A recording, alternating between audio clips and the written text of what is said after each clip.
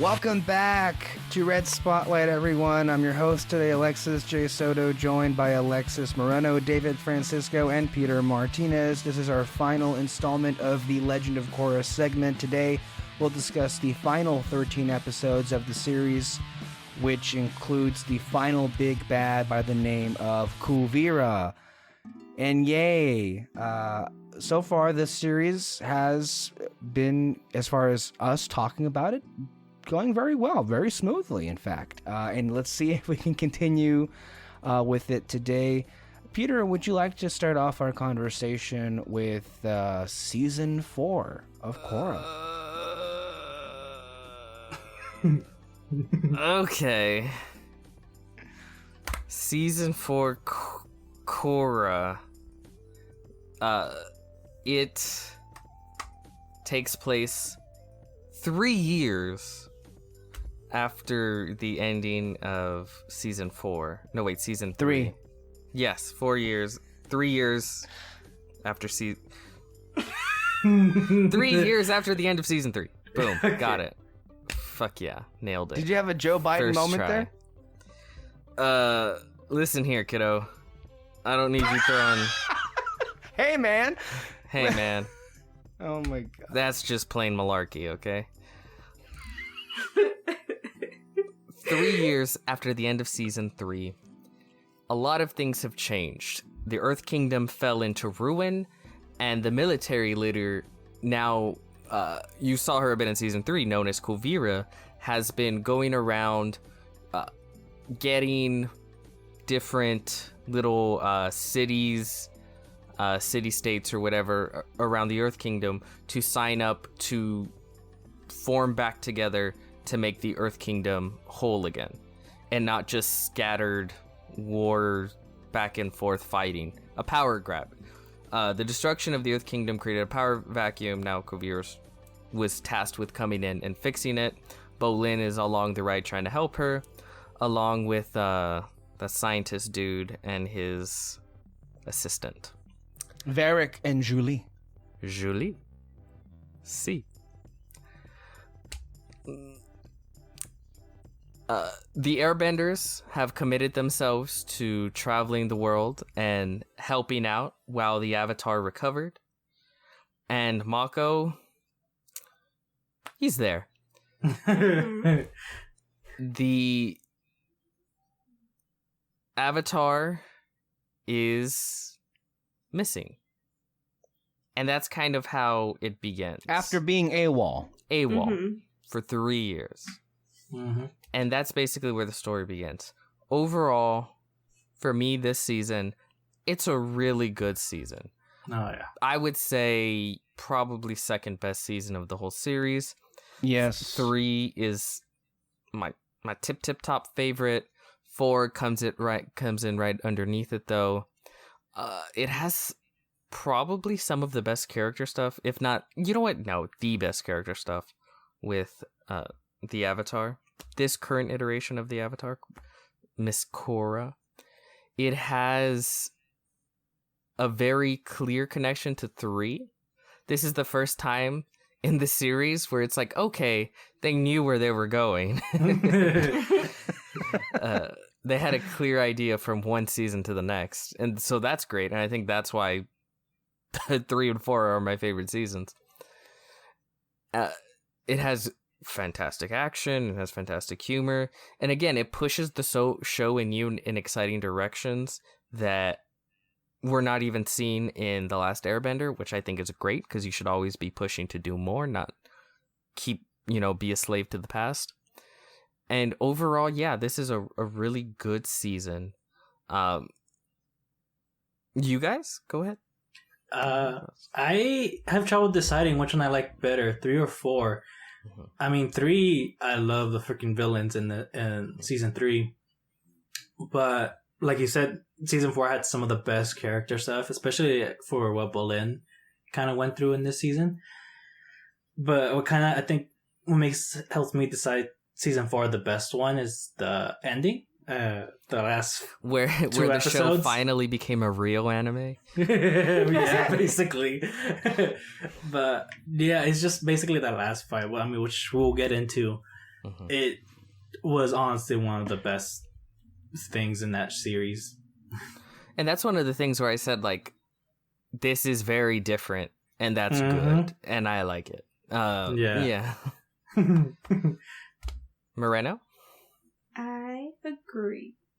No, I think for me, I think season 3 is the best, but I really enjoy this one a lot.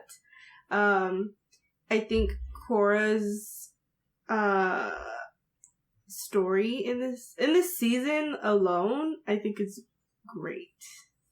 For me, at least. I think I don't know, it's so real and like, I mean, obviously there's like the Avatar stuff, but I feel like her emotions and what she goes through is something that could happen to anybody.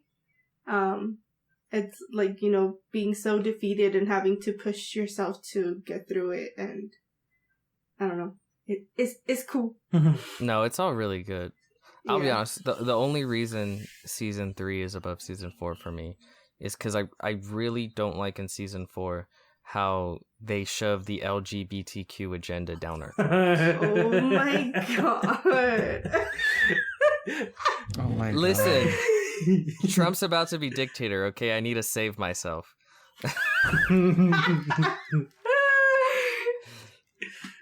This is evidence. I don't want Trump's Gestapo coming after me.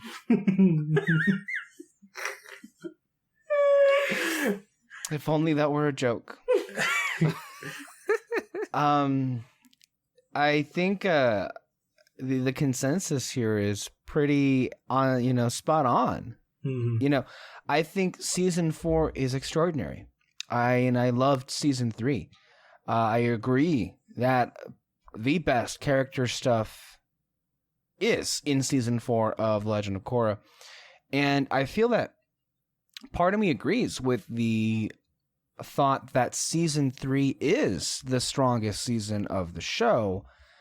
But part of me also is with David in trying to figure out if I prefer 3 or 4, because they're both really, really good. Yeah.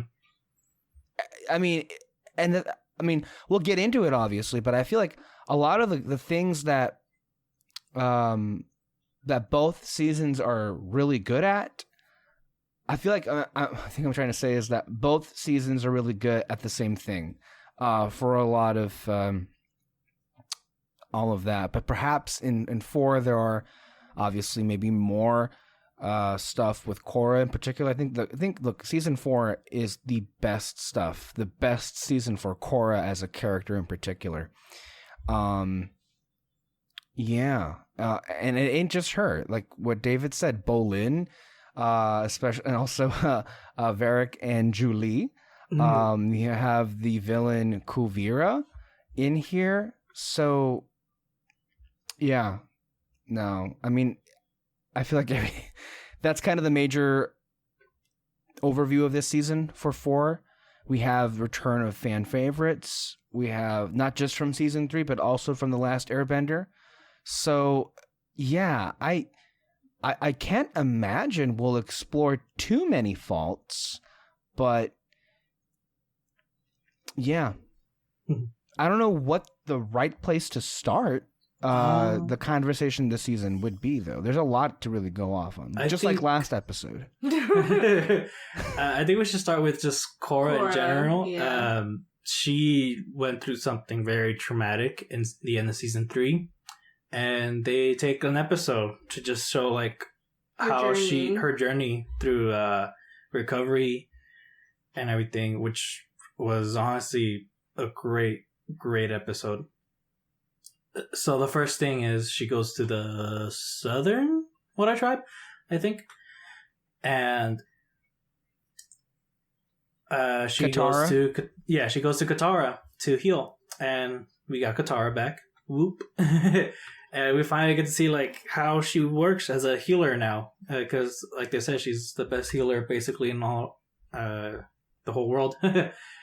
And yeah, again, just the way they kind of go through it is something I've never seen before, honestly, like in any television show, and it's very surprising on the kids show. Okay, I do have one complaint, but we'll get to it when we go to it. Okay. But it just has to do with Korra. But yeah, go on. Sorry. Okay. Wow, I was kidding about that LGBT stuff, but I guess that really did rub you the wrong way, huh? Oh God. Anyways, no, yeah, I agree with David. I think that episode, I don't know, I think it's so, I don't know, powerful, I guess. That may sound cheesy, but like, I don't know. I like that they talk about like mental health without saying mental health or depression or mentioning all of those things, but like you just see it. Mm-hmm. You know? You see her going through it, and even without saying what it is, you know, people acknowledge what it is. And you, no matter what type of, you know, feelings you have or you know, some type of like dark episodes that you have, like you see something in her that you can relate, and the way that she pushes through and, you know, wants to get better but doesn't know how or like what to do and is so frustrated. Like, I think that just, I don't know. She even says, like, of course I'm frustrated. Like, the fuck, look what the fuck happened to Yeah. me and everything and all that. And I really like how they showed Katara in this, just like being the most patient person in the world, Yeah. trying to help her out. Like, I don't know why, I really like that scene though. It's just that she's sitting on the wheelchair, she's like, and Katara's drinking tea, and she's just like, whenever you're ready. And then that's when Cora like just starts screaming at her because of everything that happened, and the way she used Aang to help her out, going through like, hey, you're not the only avatar that's went through this. You're not the only person that's gone through something like this. But, you know, we all got to get through it. We can't let it break us. That's what she said. That's what she said about Aang. And it kind of like gives her hope of what's going to be on the other side when she gets through this. No one ever addresses how the Avatar is the same person. Like, that's her husband, technically. Yeah. Yeah. I think it's just best to ignore it. I just think it's funny that the show never, like, addresses that kind of shit. Like, Yeah. it's a little weird. Kind of robbing the cradle there. Yeah, all that stuff is really great, and it's great how it's addressed throughout the entire show. And again, I think it fits very well within the character, because Korra is powerful, you know, and she loves being powerful. You go back to that first season, she's the shit. She knows she's the shit, and she just wants to come in and kick ass, right? And throughout the show, that's kind of been, she's met struggles that have kind of ticked away at that mentality until at the end of season 3, she's literally left powerless, right? And so full of fear and anxiety and depression because of that, based off the way she's always viewed things and see things. It probably doesn't even cross her mind like, oh, I have anxiety, I have depression, I have this, I have that. She just probably just feels broken, right? And she doesn't know how to fix it. And that leads to her lashing out. That leads to her just pulling away from those around her and those that love her, which again, like, that's just so very unbelievably human. Like, because she leaves and like travels and shit for 3 years. Like, she's gone for 3 years, maybe less, like 2 years or 1 year. No, she was gone for 3 years. Like, nobody knew who she was for 3 years, but for like 2.5, she was recovering. She said, it was her dad that said, like, no, Cora left 6 months ago to Republic City. Like, why isn't she here? So she was traveling on her own for about 6 months, which is, I mean, half the time. It's still a big chunk. It's still a big chunk. It's half the time that Aang took to like travel the world and like learn the elements. And I really like that they did that, because that's what the Avatar has to do, is travel the world and learn from like different things. But although this one, instead of like learning the culture and everything. She already knows like how this world works, how messed up it can be. But she's just trying to find some kind of sense of peace or something. I don't know. Maybe she's probably just trying to run away from everything she's feeling, and at the same time just sort of contemplating on where she's at, what she feels, and all that jazz. It's really cool, and like the way that they frame it as she still has like some of the poison left in her, but then when that poison is removed, she still has issues, and then it kind of forces her to go like, okay, so this isn't simply physical. And then also how it's visually represented in the show of that avatar state Cora from season 3 with like the chains wrapped around her, like basically hunting her down. And that's what I mean. Like she's trying to run away all over the world, but it's following her and chasing her. Like a like a serial killer in a horror movie, but it's what she's feeling inside. Yeah, how it's addressed, I think it does a really good job, especially because this is done in like 13 half-hour episodes. And technically 12. And what I've liked what the series have done, some people, they've complained that they didn't bring in Katara, Zuko, or Toph enough in this series. People have complained about that. And I do wish we got more of them, but the way they've used them here, like, it's perfect, really. Because I like Zuko giving her advice on like how to handle like basically Avatar things, which is like what they said, a good advisor to Aang.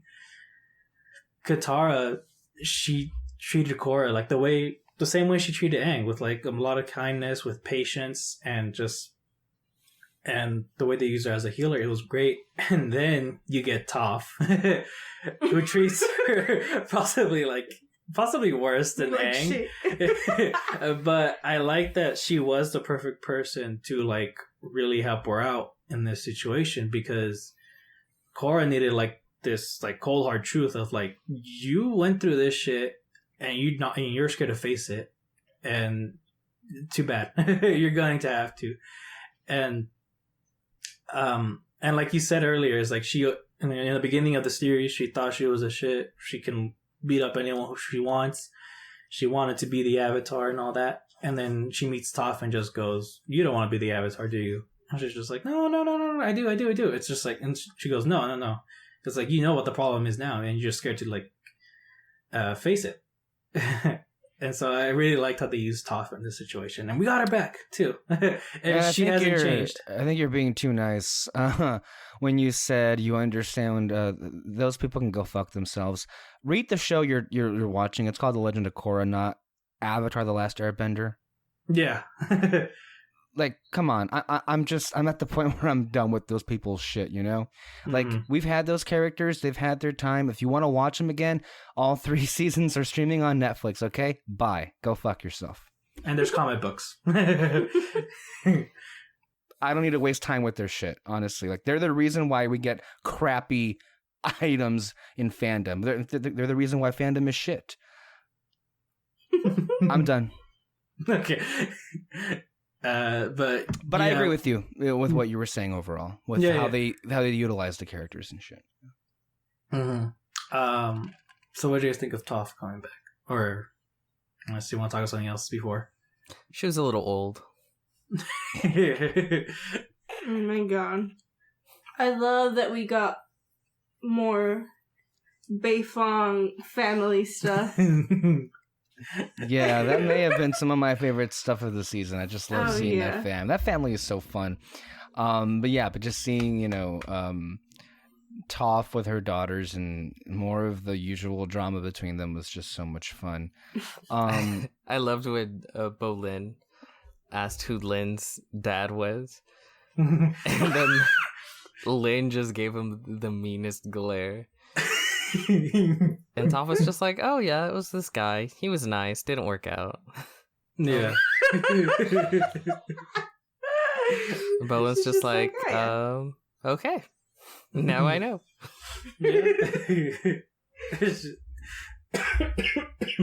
No. But, yeah. Well, to keep on this whole, thing with Toph being included, first and foremost, she, was very invaluable to Korra's road to recovery.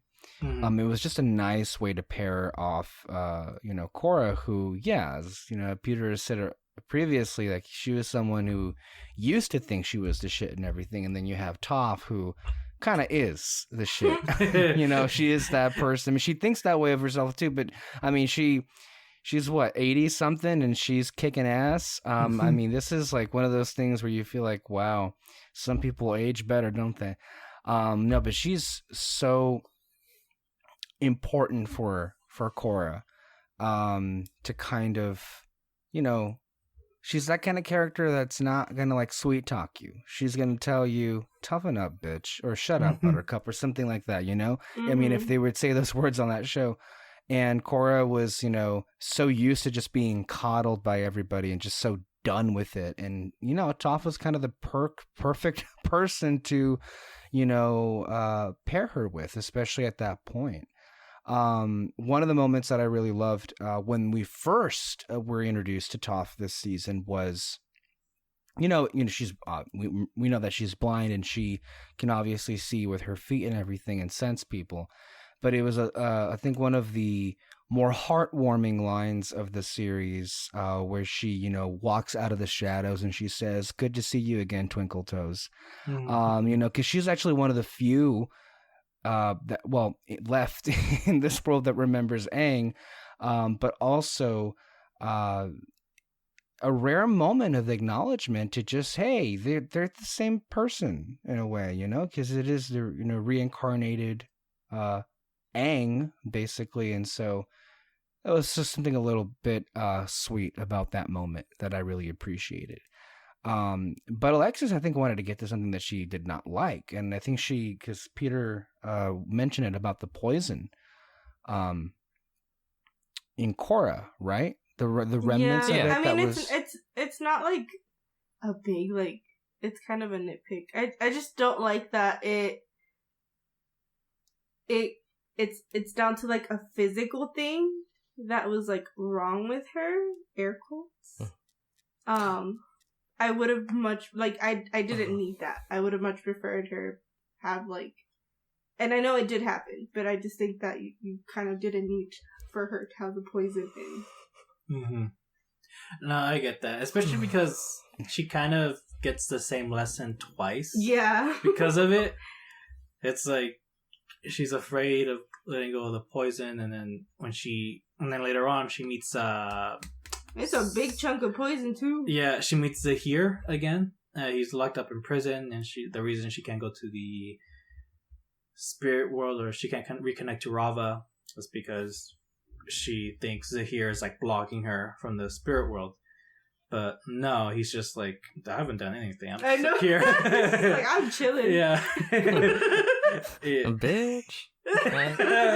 Don't bring me into this. But both times, they both had to like release the fear and like just kind of face it. But I still get why they did the poison part, because with trauma, there's always two reasons as to like two things people have to deal with, and that is sometimes a physical trauma and a mental trauma. So I get why they added the poison. Mm-hmm. I definitely get that argument, and I feel like in most cases, I mean, let me just say that you've made that argument against a lot of other pieces that we've talked about, whether it be other franchises or other, movies or television shows. Well, if you had let me finish, I know. Literally, my next word was going to be... My interrupting you was not any way to suggest that you yourself weren't going to say it. I wanted to just, remind viewers that usually you do, Just to remind you. So before I was that so thing when they take it down to rudely a physical. interrupted. I wasn't interrupting you. I was helping your point. I was giving you a second voice to prop up, the things you're going to say. Before I was so rudely interrupted, I was just about to make that very point by saying, usually, I would agree with a sentiment such as that. However, in this case, I believe for the most part it works because at first, Cora believes she sort of has an easy out to everything she's been experiencing. Where she goes, oh, it was the poison. Awesome, I just need to get the poison out of me. But once it's out and she's still fucked up, that's when she's finally forced to admit it's not her injuries, it's not the poison, it's all up here, it's in her mind, and that's what she needs to tackle lastly, because she first tackles the physical, where it shows her trying to be better all those months, and then she tackles the poison, and then the final is tackling the mental issues,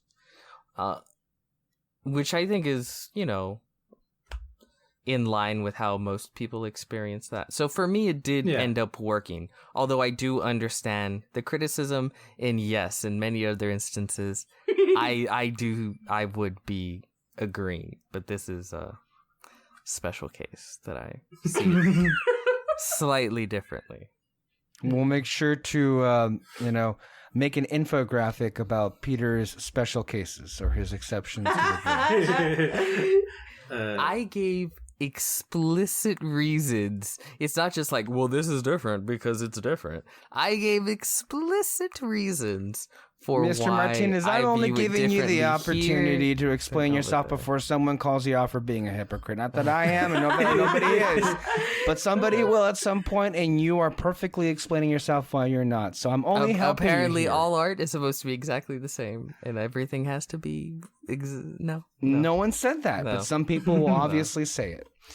No, but I think you're right, though. I feel like that they do a lot here to, that this isn't just a simple, oh, this is why I'm not right, and so if I get it out, I'll be better. Now, I think Alexis's concern, or her nitpick, if you will, I think would be a full-blown, maybe even downfall of this season if that had been all that there was. Yeah.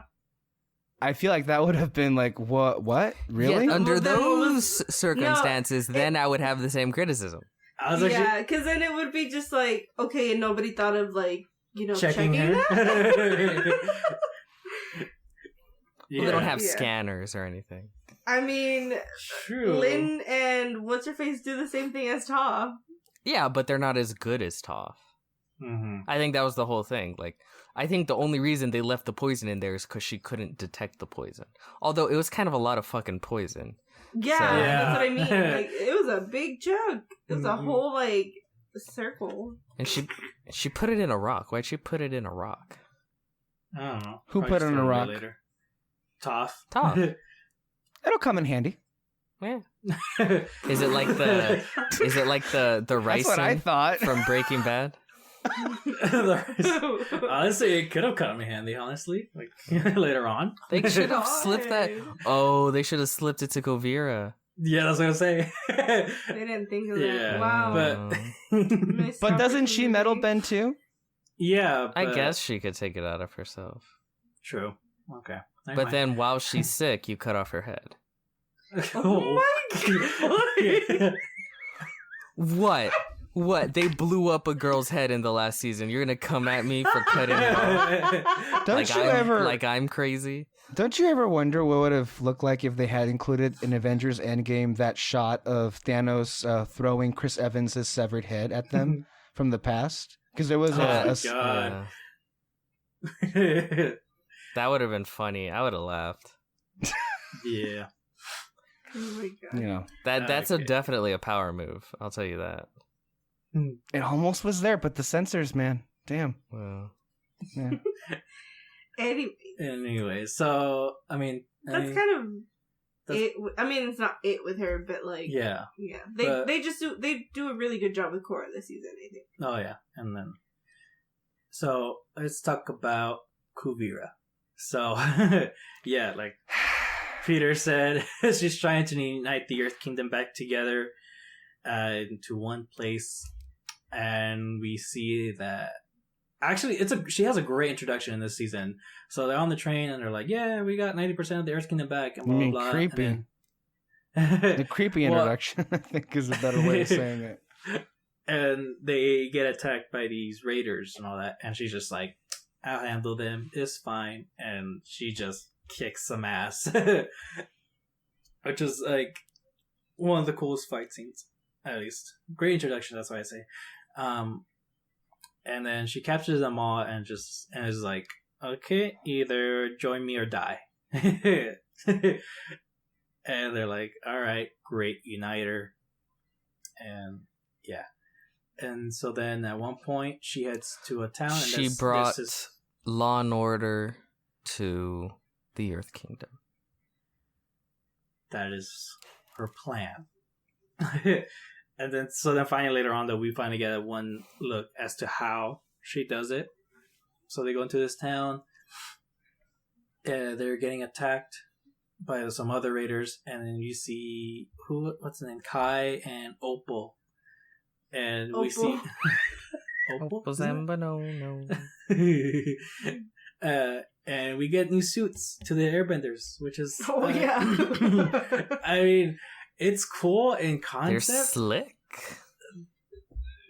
It's cool in concept, but the thing though, I really like the staff. Just because it has an extra weapon by their side, and I feel like it could have been useful in certain situations. Get with the times, old man. It's all about the wingsuits, okay? Grandpa over here. Back in my day, we used a staff to get around. Back in my day, we had democracy around. Not in the Earth Kingdom. And America. Yeah, Kubira, as we've discussed, is the final piece to the puzzle for all the villains and what they represent. She's, of course, an earth-bending villain. What is Earth but hard and rugged and immovable. Mm-hmm. So, of course, she represents fascism. Because, and again, this is very true to life, when you open up power vacuums in areas where none existed, the threat of fascism rises drastically. And that's basically what Kubira is. And do people know that? Do they really? They'll find out. Kubira, everything dies.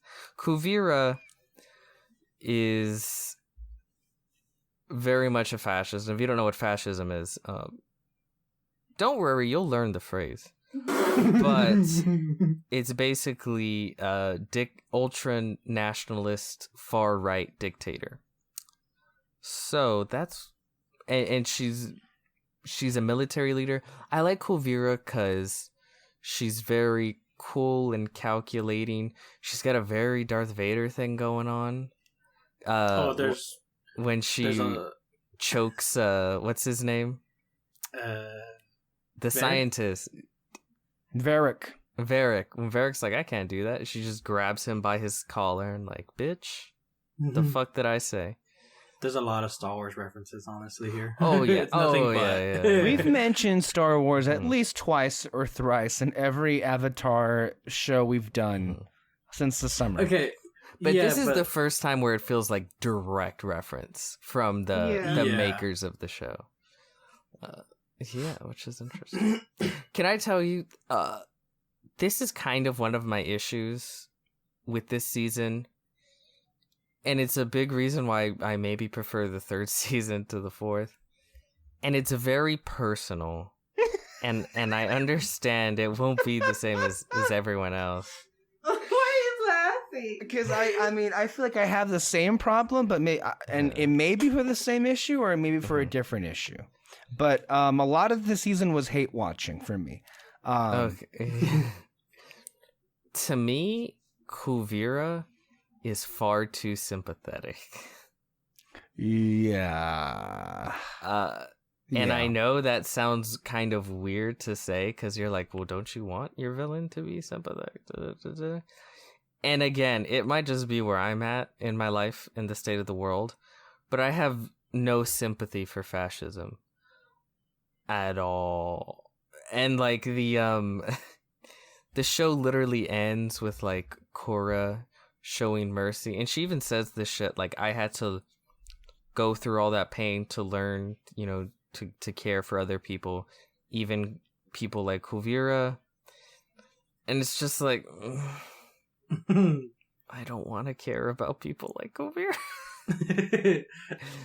I'd rather she got blasted by big purple rays. But it's a little weird. I don't like it. It's in their defense, that is a big way, and I don't know. Again, it might be a personal thing, but it's yeah. Well, okay, because I kind of saw it as kind of how what's his name?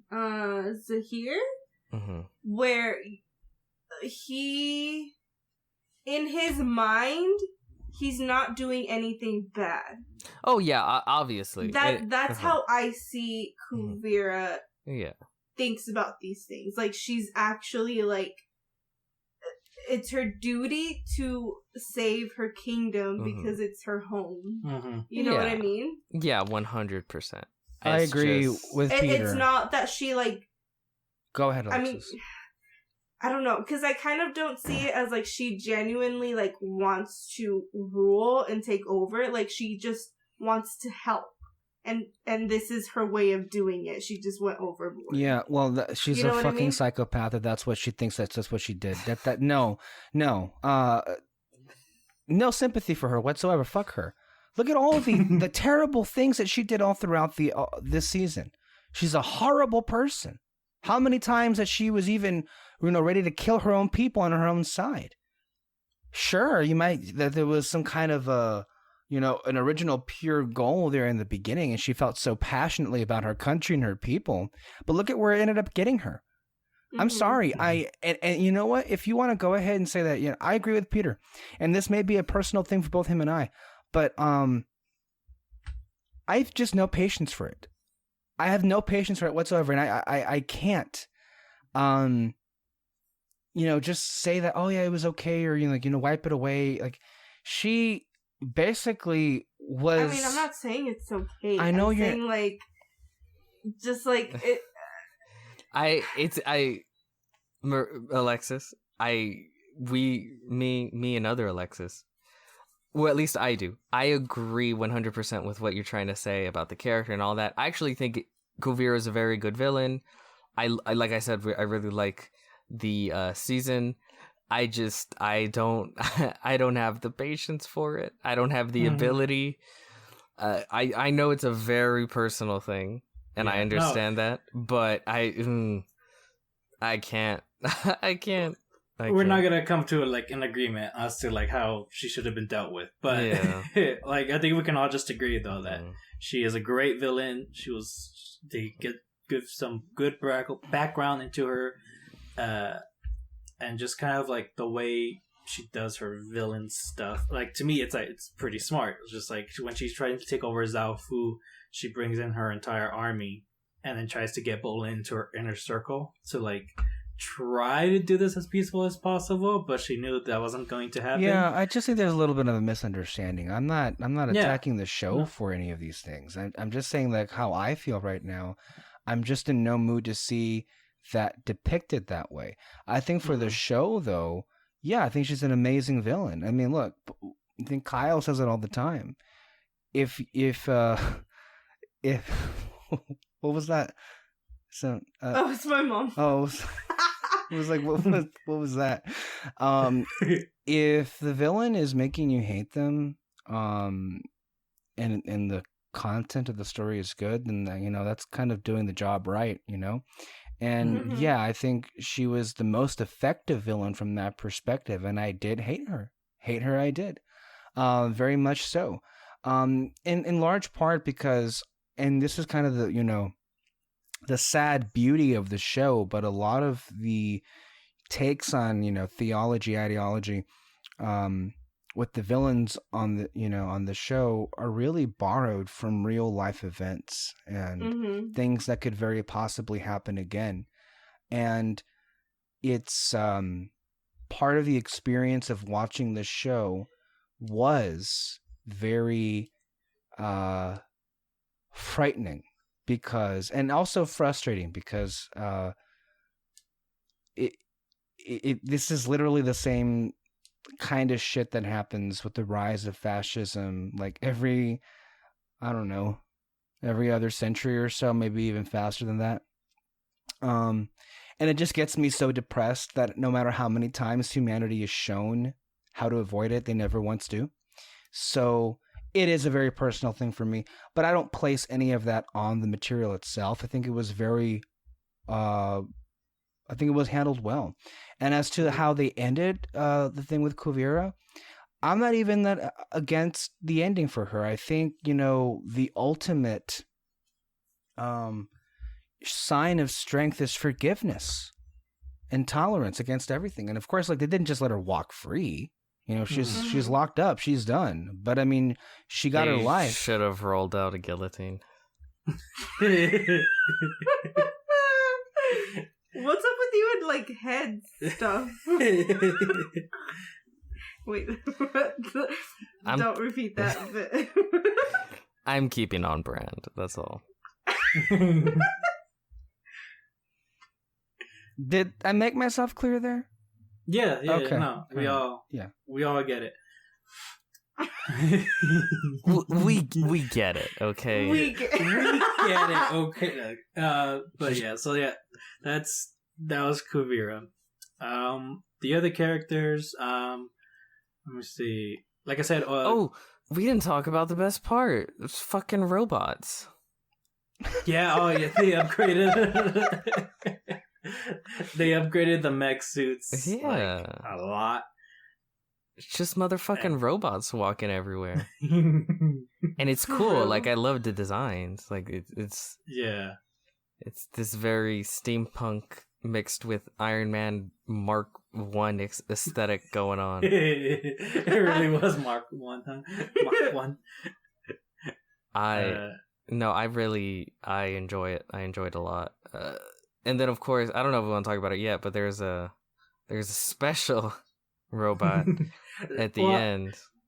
I think one cool thing is that you really see just how much technology has improved in those 3 years. Yeah. Especially like in Republic City, how Asami basically worked around the vines and kind of rebuilt it on her own. Mm-hmm. And Asami, we need to talk about Asami. Oh yeah, we will. But yeah, then the mech suits here. together. She's queer. Oh my god. That's not what I meant. And then you get like a major upgrade of the machines towards the end, which we'll get to. Yeah.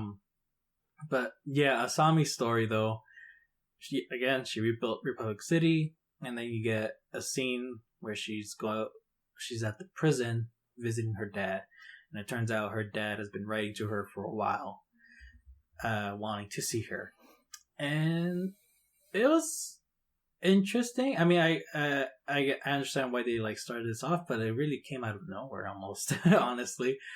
But I liked what they were doing with her and trying to. I mean, it's almost like this whole season was about forgiveness. Yeah.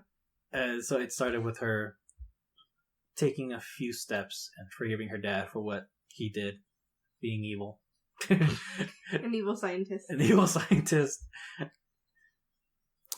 I don't know. I think the stuff with the dad, I think is pretty cool. I don't know. I'm a little, I cried. But then again, I cry for everything, so. Well, this was the But- first season where they actually gave her something. Yeah. Yeah. Oh, yeah. So. But I thought it was pretty good. Yeah, I think it. Yeah, for like I don't know, like a D storyline, it Yeah. worked. Mhm. I enjoyed it. It was a good payoff. Yeah, it was good. Do you want to talk about the ultimate decision they did with her character, and another character that has divided many of the fans?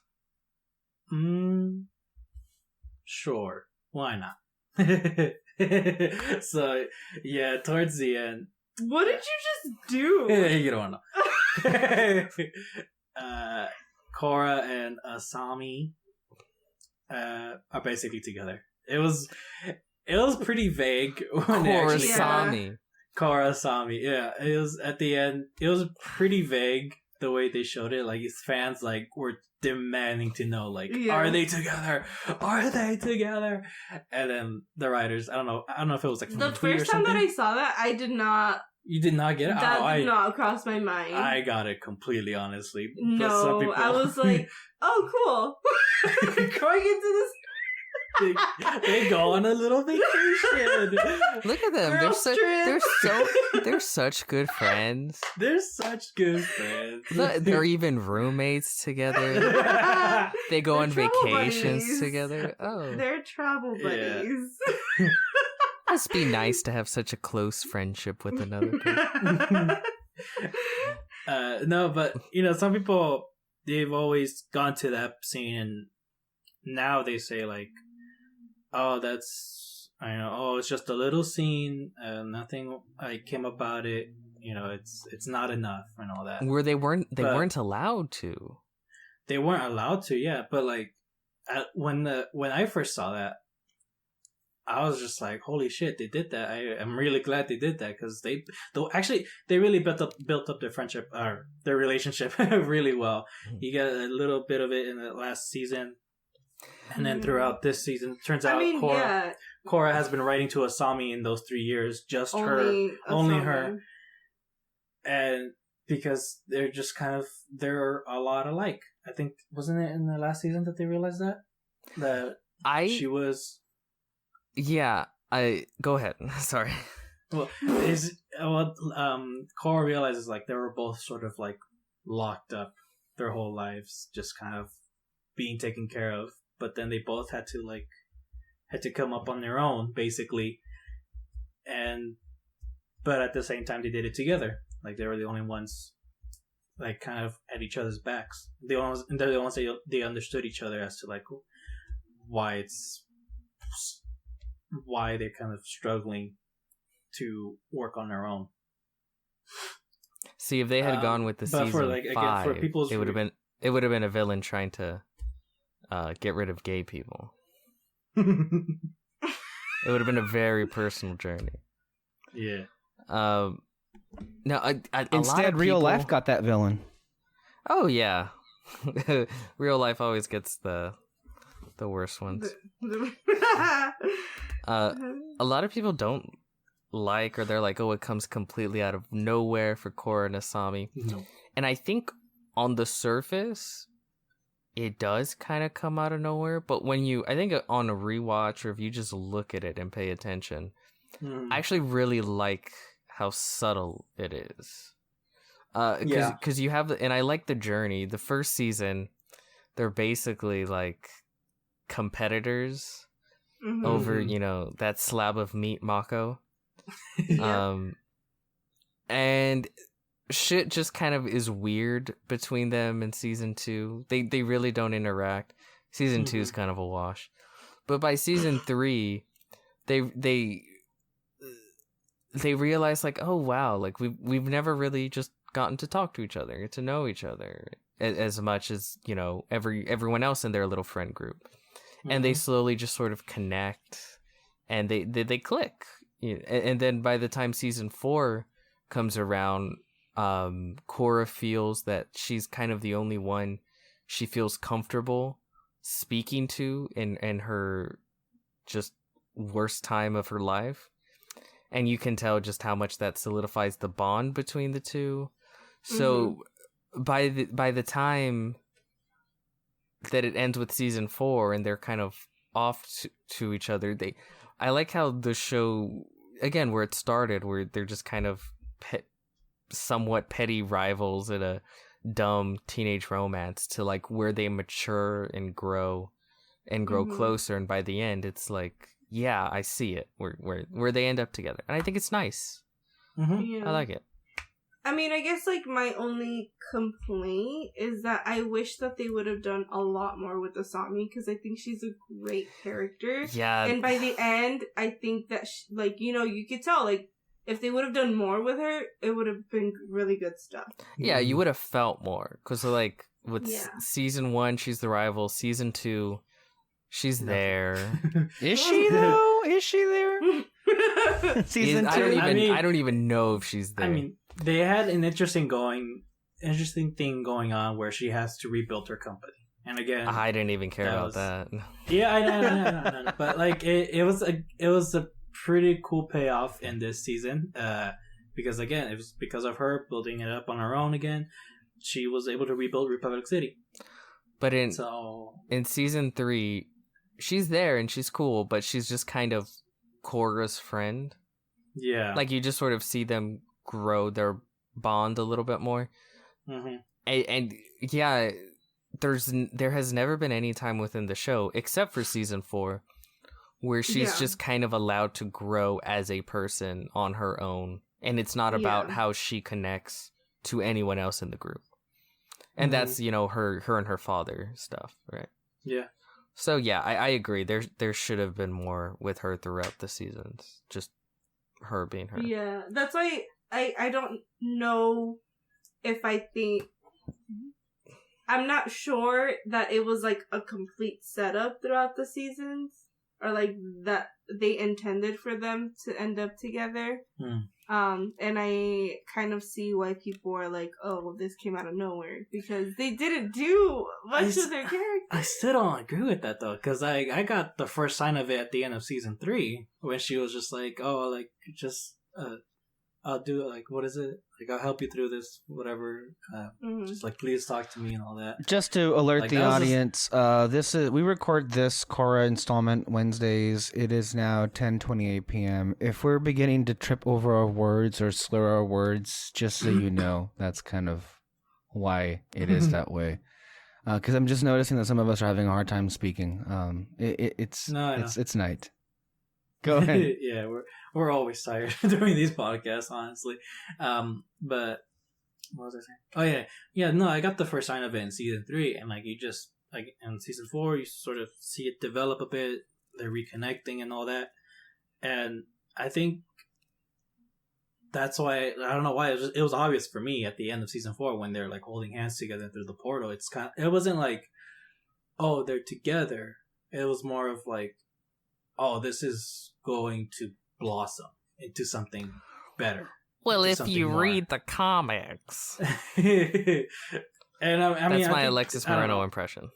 I mean, I actually don't know anything about the comics of Korra. I know. I haven't heard good things about it, but I'm pretty sure they developed their. This is where Peter comes in and accuses you of being a fake fan. Yeah, I don't know. To be honest with you, I think overall, with that relationship, I think it's honestly the balls it took to do that. I think I respect it. And I love it, and I think it already has. But I think years from now, when we look at what was one of the big turning points in television or any kind of media, for queer representation, this is going to be one of the firsts. It was. I know. It is a momentous occasion. No, it really was one of the first to do that. And, I watch a lot of cartoons, and like every single other cartoon I've seen, they still kind of like hint at it, but some others, they go all in. So I know, like, the next thing I saw was Steven Universe, and like they And they weren't the basically last go ones. hard. They weren't the last one. I mean, Steven Universe perhaps more overt than any others, but I mean, it was definitely Korra that kind of like, lit the spark. And a lot of other shows have followed it, with having some sort of meaningful representation. Like if you think about, the scope of media and all the stuff that we talk about, from television shows to films, perhaps the only real medium animated shows are the only ones that are kind of like, creating meaningful representation with the, with the LGBTQ community than anything else right now in media. Whoa. Did you not see Beauty and the Beast? I saw it, and it was atrocious. Action. It was embarrassing, it was disgusting, and it was annoying. So that was a horrible stereotype. We've got the tapes from our review. That's not what you said. There's no response.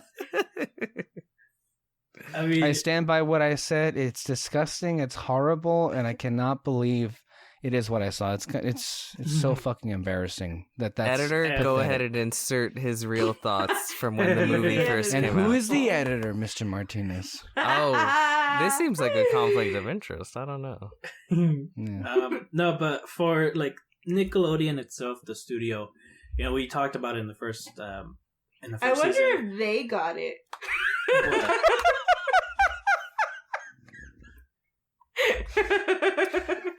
If the Nickelodeon people got it, and then they did. They told them, did? the writers told them like, "Hey, this is how we're gonna end it, or this is how we want to end it," and they were like, "Okay, just don't make it obvious," basically. But actually, I want to talk about in the beginning. I mean, they were doesn't like, that prove no. Alexis's critique a little bit though? Because I think part of my issue, and I do agree with her somewhat, that look, I agree that all for the ending, and I think it's beautiful both of those two characters. I'm of the mind where I wish I would have seen more of a Sami period.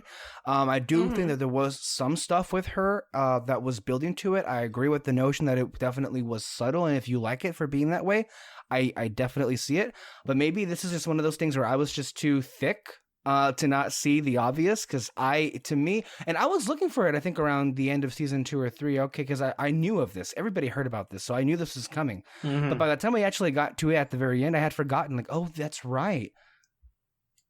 They were a thing. Yeah, and I feel like I should have, I don't know, it wasn't super obvious to me, but maybe I'm just too dumb. I don't know. I don't know. I think you're just not romantic enough. I think it's just different for everyone, because like I said, in this show, it was obvious for me that they were going to end up in a relationship, and it was obvious for me in the end that they are in a relationship. But then I saw this other cartoon, Voltron, and that one, like, there was a scene where one of the main characters is having a conversation with someone, and they were talking about they're having an argument, being like, you can't go to space and all that. It's like, you'll die out there. It's just like, I care about you too much. It was like a conversation like that. And in my head, I was just like, "Oh wow, they really care about each other." But then in reviews, everyone's just like, "That's the only representation we get of a gay character." I'm like, "They're gay? Those two were in a relationship? How? How can robots be gay?" Oh, no. We're not having that discussion. We're not going to go down that rabbit hole at all. No, we're not. These were human beings, okay? Okay. And so so that scene, like in that show. It didn't cross my mind at all that these two were in a relationship. So, but luckily though, they fixed it again. The main guy got married to a dude, and they actually show a kiss in the end of it. But like literally in the after credits of it, though. That's the thing. It's a very little scene. That's still better than Beauty and the Beast. Honestly, yes. But going back to Nickelodeon, the studio, in the beginning they were even about putting a female character as the main character in the show, but towards the end they kind of were okay with this, and then now it kind of leads to another cartoon, The Loud House, and that show actually had an episode where two characters go on a date, but they actually one of them is bisexual, right? I don't know what they're. But that one that show has been getting a lot of talk because of that. Yeah, because of this episode, I think the character's bisexual. Again, I'm not sure, but it was two girls, but they actually like say the words "let's go on a date," and they show kind of like I think they started off as friends, and you get that regular friends going into a relationship type of situation where they just have no idea. Even some of the stuff on Disney Channel, I feel modern day Disney Channel, from clips that I've seen, is better than what they do in their movies. Like there was a show, Andy Mack, that got a lot of attention. Oh, he died. I will like to point out that did I get interrupted? I'm sorry. I wanted to say that one of the stuff that they had on there was Andy Mack, that I saw clips of, that had like a big LGBT main character on there. I know that, and that was a long way off from. Remember that show, Good Luck Charlie, on Disney Channel, and like okay, I was actually gonna bring that one up because I feel like nobody talked about this. Yeah, I found this out recently. What? So it's the parents, and they're talking to each other, and I'm not sure if it was.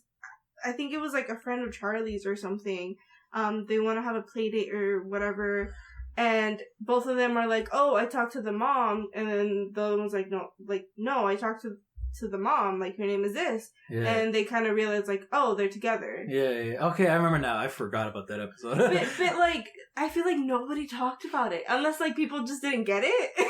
No, it was a big story. I think it was obvious that it was like there was the first Disney Channel reference to two moms or something. But I think that first of all, this was years and years ago. The finale of Korra was 2014, 15. Remind me, who knows it? Was it? I don't remember. I think so. So it was a while ago. This would have been around the same time that show was airing. So there could have been maybe, but I know it felt like it came almost immediately after the whole Korra thing happened on there. So I think, needless to say, it was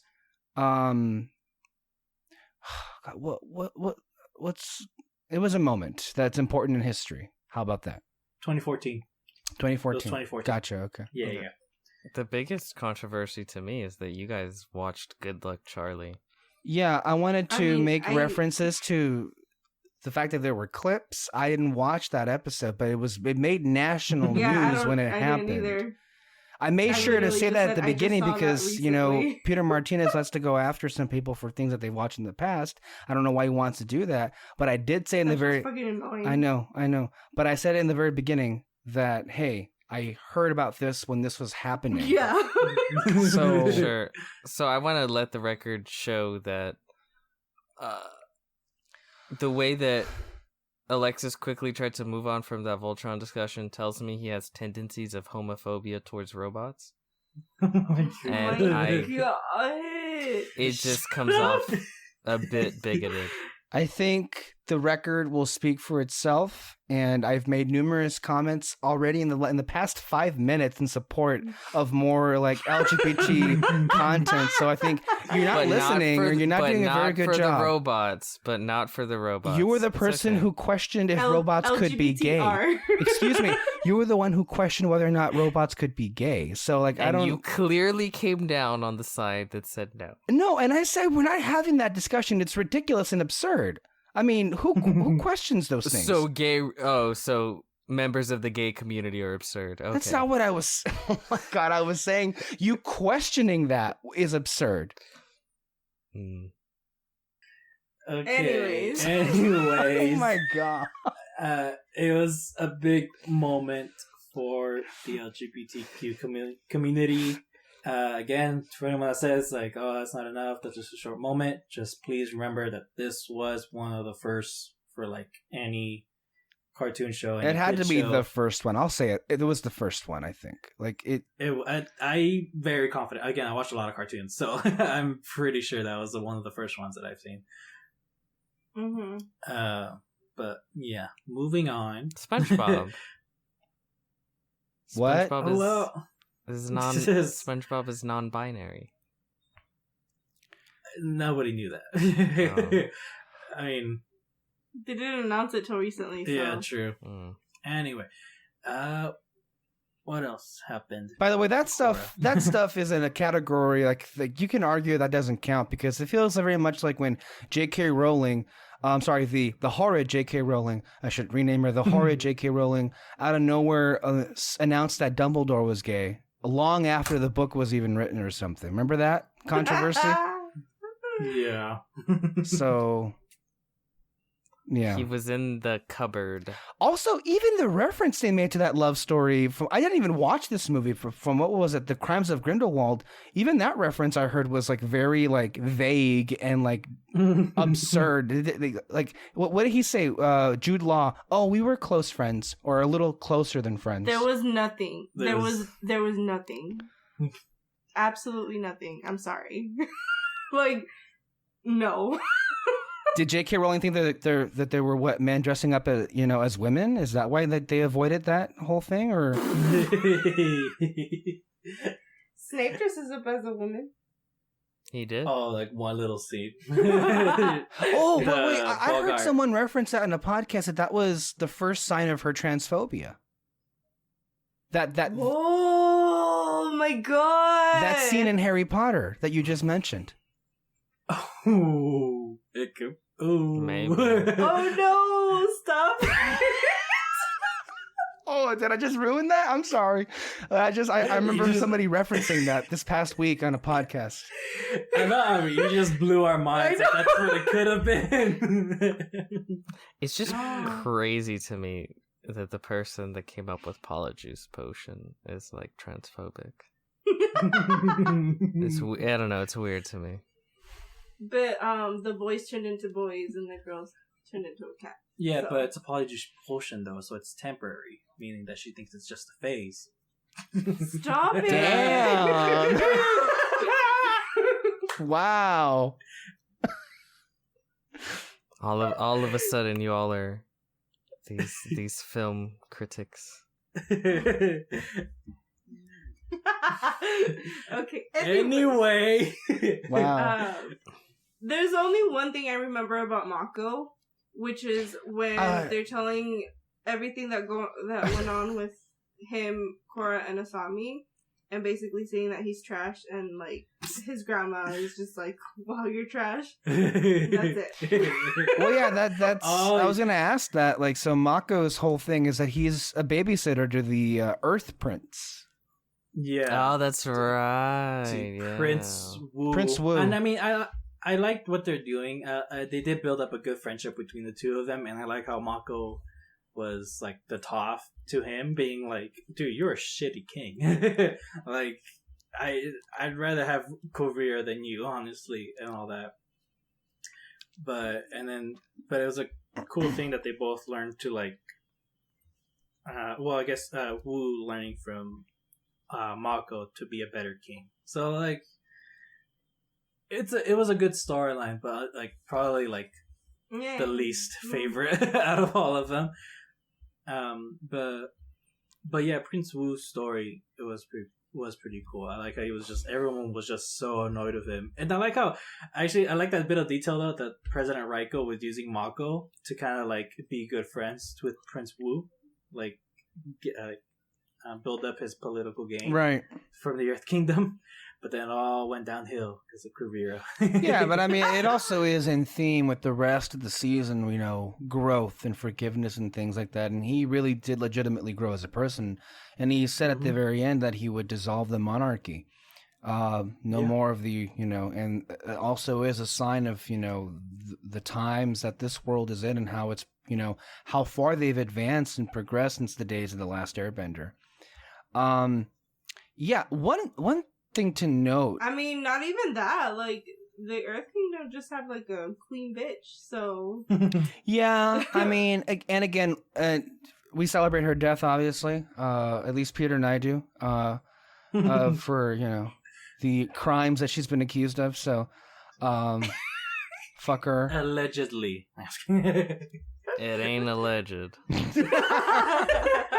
Well, it doesn't matter. She died anyway, so I mean, we can't do nothing more at this point. It was a beautiful sight. Anyway, damn, I think I lost my train of thought at that point. I was gonna go somewhere, and then this whole thing got me lost here. I'm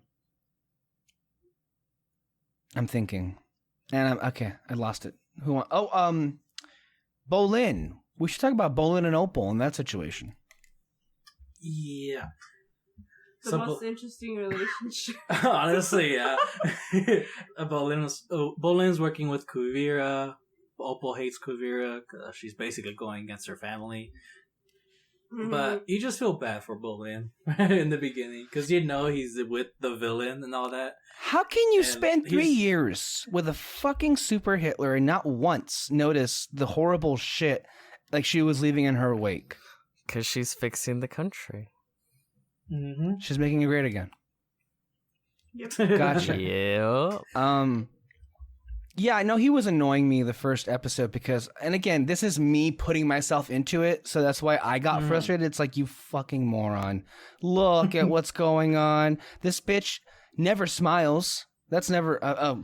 first of all, she's always kind of in a bad attitude and mood, and she, like is excited for things that she shouldn't be, you know, for the wrong reasons. Like, take a fucking hit and get the fuck out of there. I mean, also Varric, but I think Varric is far more susceptible to being used by, you know, malicious forces. Apparently so is Bolin. No, but, you know, after that bit, and there was even, I think, a scene where Bolin and Mako were getting into it. Because Mako was like, hey, open your eyes, dude. This person's obviously no good. And speaking of, what the fuck was Tenzin and the president of Republic City doing all this time? If they heard those stories, it didn't do anything about it? Of her, like, you know, conquering all of these cities and making her own city-states and calling herself the Grand Uniter and shit? Like, they literally just did nothing the entire time? Well, what was their alternative? They literally tasked her with the job of to unite people to unite all the that was their first mistake of the Earth. Yeah. Maybe.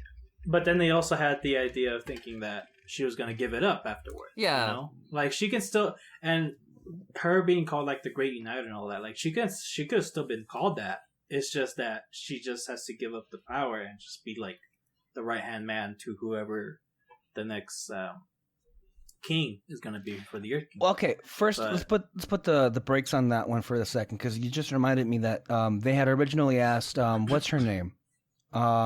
Sue. To be the one, and I mean that would be a great choice, but stupid bitch didn't take the job, and look what happened. That, I mean, I think, look, Kubira's origins I think is very well done. I mean, I buy it, but holy fuck, things really escalate there. But I mean, I think the struggle, or the personal struggle with her and Sue, or the rivalry, shall we say, there was one of the highlights for sure. And we got more screen time with Sue and Sao Fu, and I'm all for it. So that was a lot of fun too. But it even made for some tension, because I was legitimately scared for them when Kubira showed up on their doorstep with all of the fucking army at her disposal to, like, hey, would you like her protection? Oh, God. That was scary. And at this point, you do care for a lot of these characters, so it was suspenseful. I mean, to me, like, Kubira, what made her kind of the scariest villain is that she's not fucking around. And if you cross her, she's going to go for you. And we're at the final season. Arguably, she does some of the, you know, worst shit. So yeah. But going back to Bolin though, like, I know you said, like, you're annoyed of him, like, how could you not at see first, it? At first, and then I was like, whatever. I like Bolin. He's funny. I like him. Yeah. Well, that's the thing though. Is that Bolin, like we've always said in the past 3 seasons, he's just the comedic relief. Like, he's really done nothing throughout the entire series. You know, like, he was on the top of his game when on, like, the first season, being a pro bending wrestler and all that, and then, but, you know, he had to basically grow out of it almost, and then he was a movie star. He was a movie star, but again, mover star, one of the first ones. But I don't know, it's kind of gets thrown away basically into, like, one line in season 3 and all that. But then he was a lava bender. That's cool. But then he is kind of left out of the group because Mako he's doing good work in the police, in Republic City and all Asami's that. doing all her stuff off screen. Rebuilding, and then, but Korra, I mean, she's just left. She's already the Avatar, so she's always going to do something important.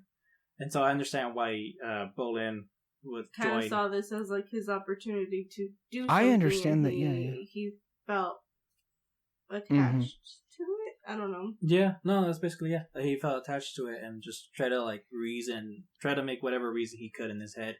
So, and that's why I always find out, like, I felt bad for him in the beginning, because he just had no idea and just kind of wanted to believe that there was something good. And like, he's been working towards this for, I'm guessing, 3 years now. Yeah. Because that's the amount of time that the show skips. Mm-hmm. And then all of a sudden you realize, like, oh shit, I'm doing not so great things.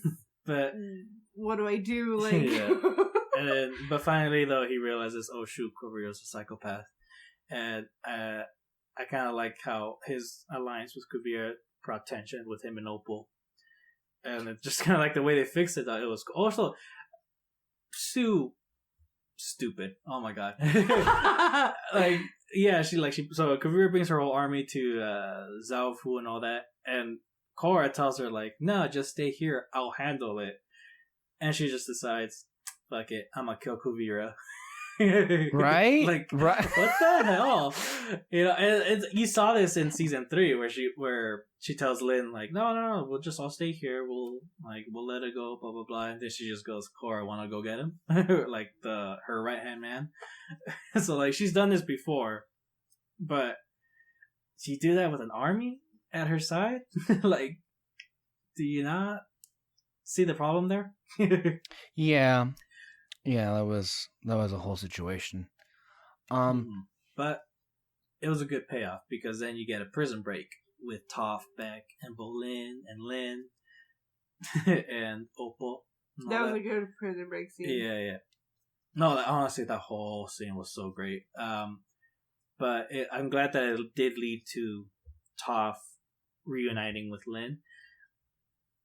And it was a really good tension between the two, because obviously there's some stuff in the past that they haven't worked through and all that.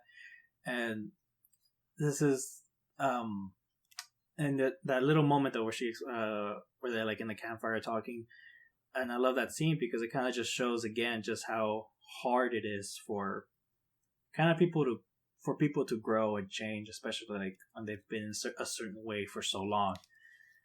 And what I like though is when Lin tells her off, like, oh, you've never talked about my dad, you never did this and that and all that. It's just like, after this, we're all just gonna get our separate ways again, okay? And you get this moment of Toph just like taking this deep breath and just going, well, if that's how you feel, then I guess we'll just do with that. And like, it's so sad because she does sound like that kind of that's not what she wants, but she's still stuck in that mentality of giving her kid her freedom. And so like just making her do what she wants instead of like dealing with the problem head on, like she's been teaching Cora. And so, yeah.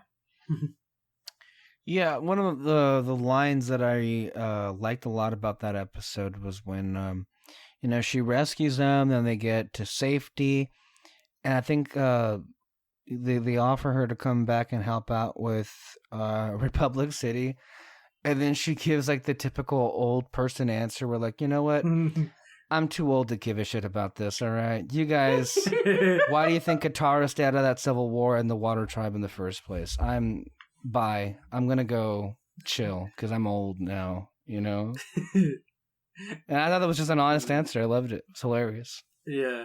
No, I liked it though. She was like, don't tell Cora this, but my legs are killing me, okay? No. It's like, and then and she ends it with like, sometimes you just gotta leave it to the next generation to solve the problems. Which is something we... Maybe if old people didn't fuck it up, there wouldn't be that issue, but okay.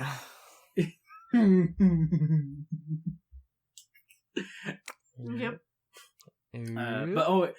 But to get to the action scene though of that scene, for one thing, you get Lin and Toph doing their whole, like, I don't know, sensing vibrations things together and, like, planning out their escape and all that. But then you get that cool fight of Sue and Kubira together, and just, again, I loved it. There's just constant earth bending, metal bending going on. And then this is one little scene where Sue, like, gets a piece of metal and, like, Kubira throws, like, daggers, I guess, at her. And she, like, spins around the metal board, and she, like, spins herself around and, like, uses that metal board to, like, put armor on herself and all that. Oh, yeah. The action is just so good in these shows. Yes. It was a great scene. And then they get, like, cornered, and then you get Toph saving the day and shit. And she gets that awesome line of, "You give metal benders a bad name." And it's just like, yeah, tell her. Stop it, stop. Mm-hmm. Oh, we didn't mention. So there was a moment with what's her name, Julie, betraying Varric and, like, joining Kubira's side and all that. But did you buy that moment when it happened? Because I gotta be honest, like, part of me felt I bought it. a little out of character for her to do that. I mean, no. Dude, No. Listen. asshole. I know that the outburst, what fueled it, wasn't out of nowhere, and I think, you know, by the time we get to the end of the season, it's very clear that outburst and the frustration came from a real place. But I guess what I'm trying to say is I felt that by the time we got to the end, Julie would come back around, because she's not a fascist and she's not an idiot, unlike Kubira. I don't know. They did a good job convincing me, at least, because, again, a very bit of an asshole towards her, but also, like, he's abusive. I'm sorry. I downplay that too much. I'm sorry. No, but I like what she was saying. It's like, I've dealt with her shit for so long because I thought you were a genius, and, like, I wanted to be at your side on that, but clearly you're just an asshole and all that. Which is the correct answer. See, this is another thing similar to Kubira, where it's like, this person's kind of just a piece of shit, and you're giving them a little too much credit, or too much of a good thing. A good thing. Because at the end of the day, I don't know if I like that. He just kind of abused her, and then at the end he's like, "Oh, I guess she is kind of cool, okay," and then turned around and married her. So I give the marriage 2 months tops. I mean, I'm sure that was every marriage, you know, about a century ago. Maybe. Oh my god, seriously. Sorry. Honestly, their relationship is the one that was, like, came out of nowhere for me, like, more so than Cora and Asami. So, yeah, it was weird. Did it though? I don't know. I mean, I think that was. Go ahead. but I mean, I enjoyed it in the end. I don't know, because they made a cute couple.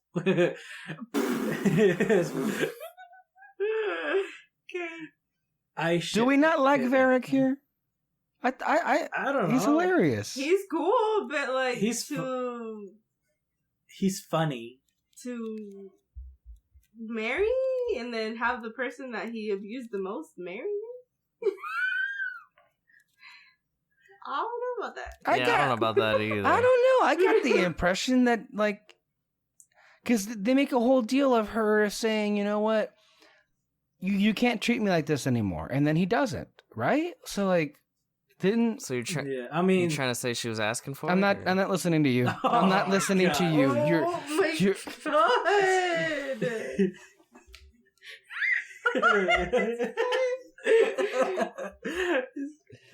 Oh my god. I'm saying that I feel like. Okay, what's the next thing we're talking about? I mean, what else? What other storylines were happening? I mean, we could just talk about like the big battle scene at the end. Yeah, I guess. I mean, there's a thing with like Sue's son. Kubira. I don't know. Oh God, I hated Batara that. Jr. Fuck him. No, seriously, Dude, like for real. who does that?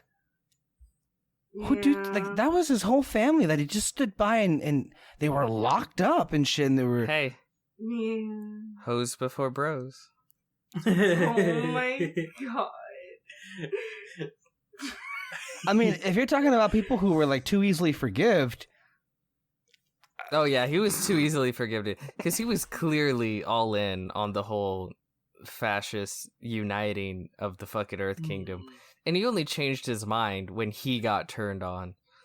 And it's one of those things, and the only reason he was accepted back is because he was family to them. But it's like, no, he should be in prison. Yeah. Maybe he is. We don't know Forever. that. I didn't get the impression I that didn't happened. know. I didn't get the impression. No, and I mean, This is just I guess me. you could say He so. should. Yeah. He should have been taken away just the same as Kubira, and like, Yeah. no. He probably was like maybe banned from Republic City at worst. And there's a safe. I bet not He- even the. He has connections. He was probably at the fucking wedding at the end of. Yeah, like I mean, his dad is chief of police, so I don't know. I'll say it, pretty sexist. well, I you mean, know. look, He gets off scot-free while she's fucking in prison. I don't know about well, that. Varric was imprisoned and then he escaped, but he sought refuge at Saufu, but Well, afterwards, ti- yeah.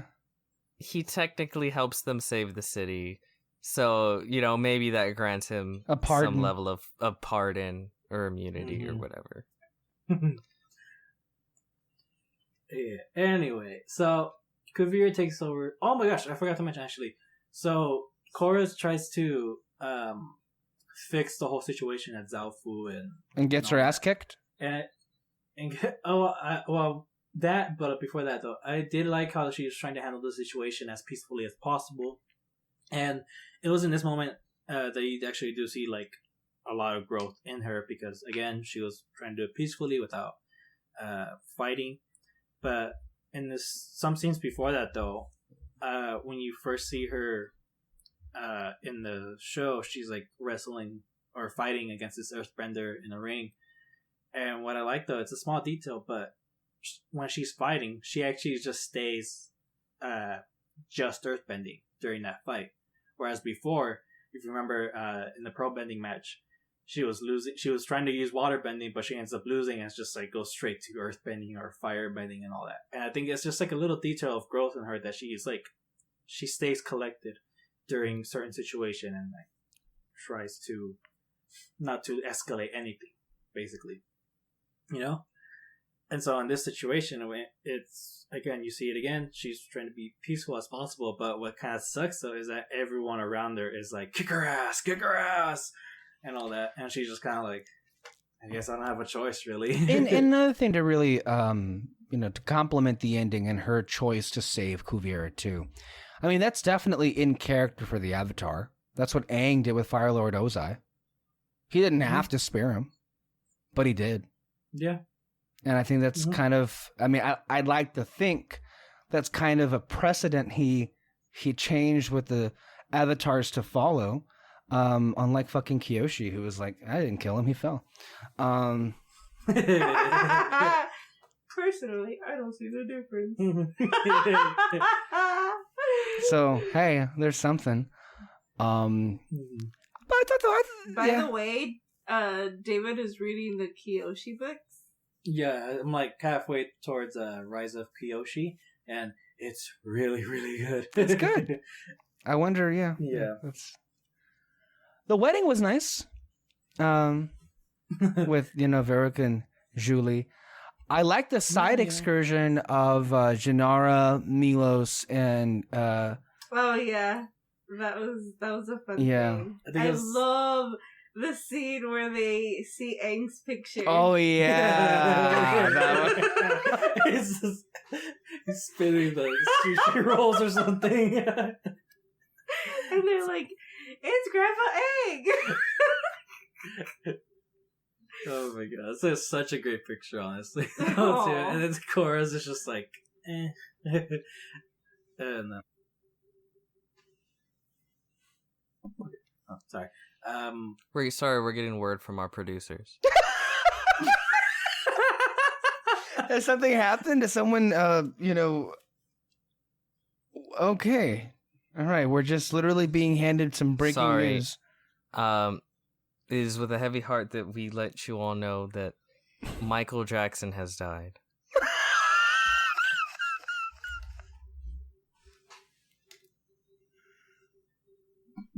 Sorry about that. We got interrupted. Oh my god! Did you guys hear? Oh yes. my god! Okay, so we're back. Okay, sorry about that. The Milo, Janora, and Iki. Aang. No, actually, and Aang. No, but I like that little adventure of theirs because it did kind of bring it back a bit to the original show. Like it was just friends / siblings traveling around, but just not getting along that well. And it's funny though because Janora is supposed to be like Aang, trying to like solve the problem, I guess, or whatever. And then Iki and Milo, they were basically like Toph and Sokka and Katara. But also though, Milo, I get it, he's a kid, but it was really annoying. Damn. Really? We're picking on kids now? Like I was not. No, I mean, I'm not like. That's something I would put on Peter to do, but you, David?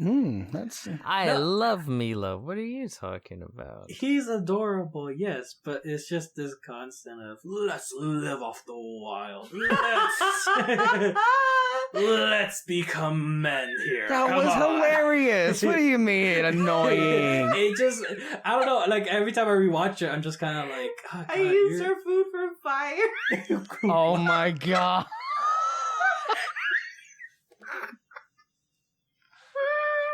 Was that on the show? Yeah. I don't remember that. That's such like an Aang thing when he ate all the food and he's like, oh, that was for everybody? No, I don't know. It's just like rewatching it, like it just kind of gets me more annoyed. But it's annoying in like they reuse it a lot, or like they reuse it a lot. But it's yeah. also like how, just kind of like how you get annoyed with the little kid, just kind of like running around a lot. Nothing against his character or anything like that. But... I forgot about that scene. It was a great scene. I'm sorry. Well, I mean, there was this whole thing where Iki feels so left out, and she's like forming a bomb with her like kidnappers. Yeah. Oh my god! And they redid the scene where she's literally tied up, but like she just lifts up her arms and is like, "Okay, let's let's figure out where Cora is and all that," which is like the same scene where Aang got arrested. For his past life, and he's just like gets his hands off from the thing and just he's like chilling. Oh yeah, that was great. No, the humor never fails this series. And yeah, we haven't talked about the humor with Toph. Like that one part where Cora's like, "Man, I thought the other Beifongs were annoying." Or like we're stubborn, and she's like, "I'm the original Beifong." Come on, she's not even that. I mean, they were her parents before. I know, but like, yeah, this generation. She's the one that like changed her family course. dynamic. Yeah, and then but then also like it's like, oh look, this is Tencent's kids, and she's like, your grandpa was a pain in my butt. Yeah, there was a little bit of Zuko and his daughter, right? Yeah. Oh yeah, you get a. She gets one line. Together. She gets one line though too, which I mean it was cool though because they were like, "Oh, we gotta stop Kubira and all that." And it's like we all gotta join forces to stop her and all that. And she's just like, I can't get involved. Hey, we're not involving ourselves in another war. Fuck that. We started the last one and can't do this again. Did anyone really think, though, that Kubira was going to stop with Republic City? I did. I don't know. No, that's how it starts, not how it stops. Yeah. It would have gotten to her eventually. It would have been like, all this greatness, we need to expand. The Fire Nation got off too easy after what they did to our ancestors. We need to invade and, show them what's for. She would have expanded the whole world. Mm-hmm. Mm-hmm. Actually, I just realized. Yeah, I'm wrong.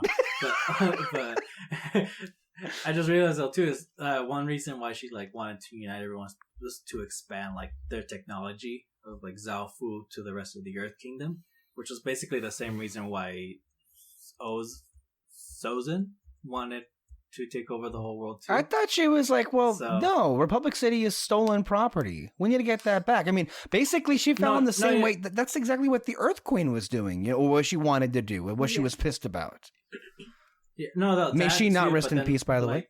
But I think she did feel proud about how Zaofu has advanced their technology so far, and I think she did want to spread that to the rest of the Earth Kingdom, which have basically nothing. The other villages. Well, you see, that is true. I mean, why was it that Zaofu only had? I mean, it was the most technologically advanced city on the planet by far.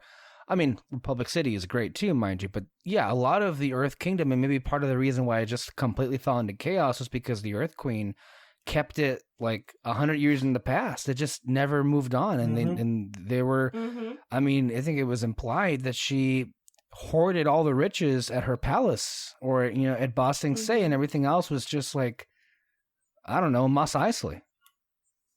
Yeah. And I mean, we say it in the last episode how when we get to Ba Sing Se and everything is literally the same, nothing changed. Yeah.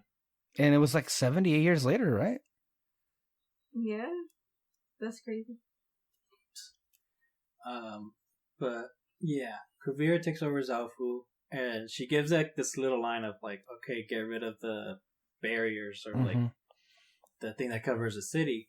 And I missed it the first time, but you realize later on that she takes off the things to basically create a giant mecha suit to take over Republic City. And the creators really got a kaiju fetish thing going on, because they keep coming back to it with this show. They kind of showed it a bit in season 2, but here they go all out. No, for sure. And I just want to say, I really found it funny though, because the first time watching it, and I see the mech suit, that was the first time that I was kind of okay, I think they're taking the technology a bit too far.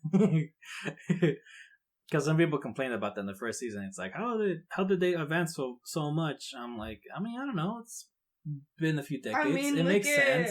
How we were 100 years ago to now. I know, but yeah, but that's the thing though. It's for them, 70 years to go from having cars now and planes, and then 3 years later though, you get a giant mech suit. It's it was their version of the atomic bomb. Yeah, that's true too. And oh my god, so Varric figures out to use the spirit vines to create a giant laser, and then Kubira's great, we should get more of these vines, but they need to be more powerful. Where should we get it from? The fucking tree. Swamp. She literally cuts down the swamp tree to power up her suit, which is no. Where are the swamp people? Where are the swamp people? I know. Where's the swamp guy? The one with all the... I mean, he's probably dead by kidding. now. But yeah. So again, then now we finally get to the really big battle, and they're trying to prepare, they're trying to get people out of the city and all that. And as soon as they see the mech suit and what it can do, the president's just okay, we give up. Yeah, real Neville Chamberlain there, huh? Wow. But But then it finally does lead to like the best battles. This is why I think season 4 is the best one, because like everything after they get blown up, Kubira tries to kill her fiance. Like everything after that, to me, is like. By the way, can we talk about how cold that was? She didn't even consider backing down. She was like, "I love you. Now I'm gonna kill you." Right? Let's start up the gun. Let's go. Like that. Whoa. No. For like the longest time after that episode, there was just a shit ton of memes of the dude's reaction to like what she said. Like his eyes were wide open and everything. Like I saw one. It was like a Simpsons one. It was the kid going like, and you could see in the exact moment when his heart gets broken. It was great. Everyone loved it. Because he's a dick.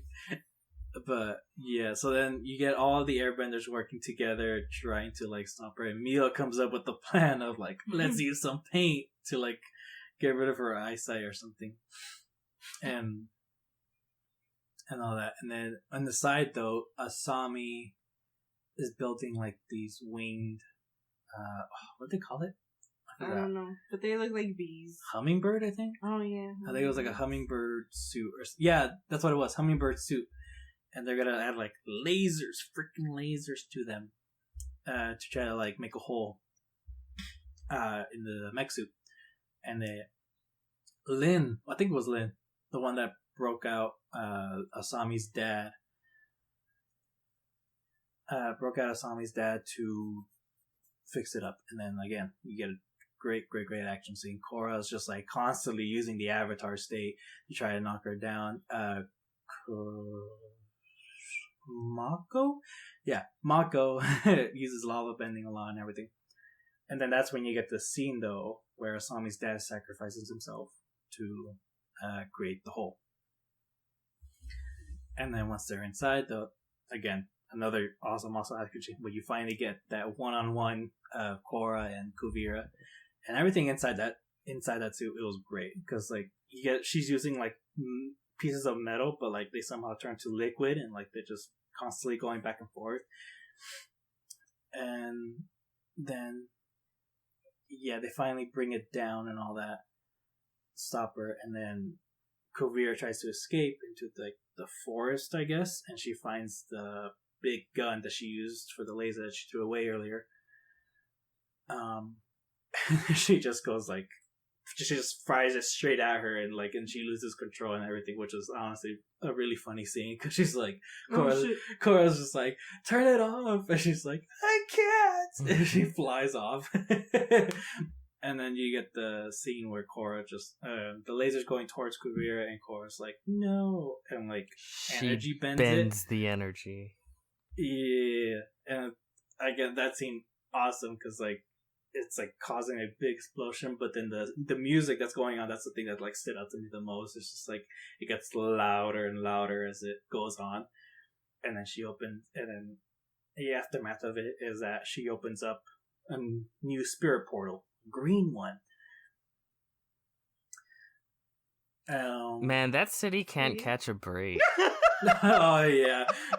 Damn, that's right. I mean, it got captured by Amon, then it's getting blown the fuck up in season 2, and then Vines fucking destroy it, and then once they're like, okay, 3 years have passed, we've basically fixed all this shit, and then a nuke basically fucking goes off in downtown. And at the end, it's like they're there celebrating, having a wedding and shit, but it's like half of the city is gone. Like, what the fuck? And now there's a new portal to the spirit world in the middle of it. Yeah, no, but they also say like, oh, the president just gotta build around it. Fuck it. I think this is a sign. Abandon the fucking city. You want a Kubira? Take it. Thank you. We can get the fuck out of here. You deal with the spirits. But yeah, so then it leads to that scene with Cora and Kubira. Cora forgiving Kubira about everything. I forgive you for being a fascist dictator. It's okay because you had a bad childhood. Actually, one little fact. That one episode where they basically redo the play episode from Last Airbender, where they go back and like see what's happened. There Like, was how far some they've behind gone. the scenes drama going on there from what I... That was a clip show episode. Yeah. That's what that Yeah. was. And apparently they didn't. Apparently they did that because No, didn't they have the did. budget to like. And then they They didn't. did have the budget. They Oh, okay. Nickelodeon promised them the money at first, but then when it came time to doing it, they were like, never mind. Yeah, and so they just throw in scenes from the past, just like fill in time and save money. That's basically a throwaway episode. And it really is. the creators agree with it, because I think when the episode first aired, they warned the audience, like, hey, this is just going to be a clip show because we didn't have the fucking money. Dang. I found it entertaining, you know. Sometimes. It wasn't terrible by any means, but it was what it was. It was... I just like the scene with Cora and Asami because, you know, Cora is telling her like, yeah, Toph was right. Like I don't think the world needs me right now. Like I've been making things worse and worse. But I like that one little bit of Asami saying like, it's because of you that like the non-benders have a voice, and like you got a president in this town or in the city who's a non-bender, and it's just something that I kind of overlooked and never really thought about. But like, yeah, the president of Republic City is a non-bender, and I think it's just like a cool thing to think about, like that the people. They finally have a seat at the table. Yeah. And they fucked it up. This is why they don't deserve rights. Amon was right. Yeah. Yeah. But yeah. Final thoughts? I like the show a lot. Well, yeah, I mean, yeah. So, like, not just on the season, but like any last thoughts overall on the Legend of Korra? I know we didn't talk about it that much, but this entire season was all online, right? Yeah. That was annoying. Fucking advertisements and slow ass website. I don't know. Yeah. The days back then. And then it would be like where it wouldn't like load correctly, so you would see just like blurry things. So, and you just kind of try to picture it. It would SpongeBob every 5 seconds, like oh my god.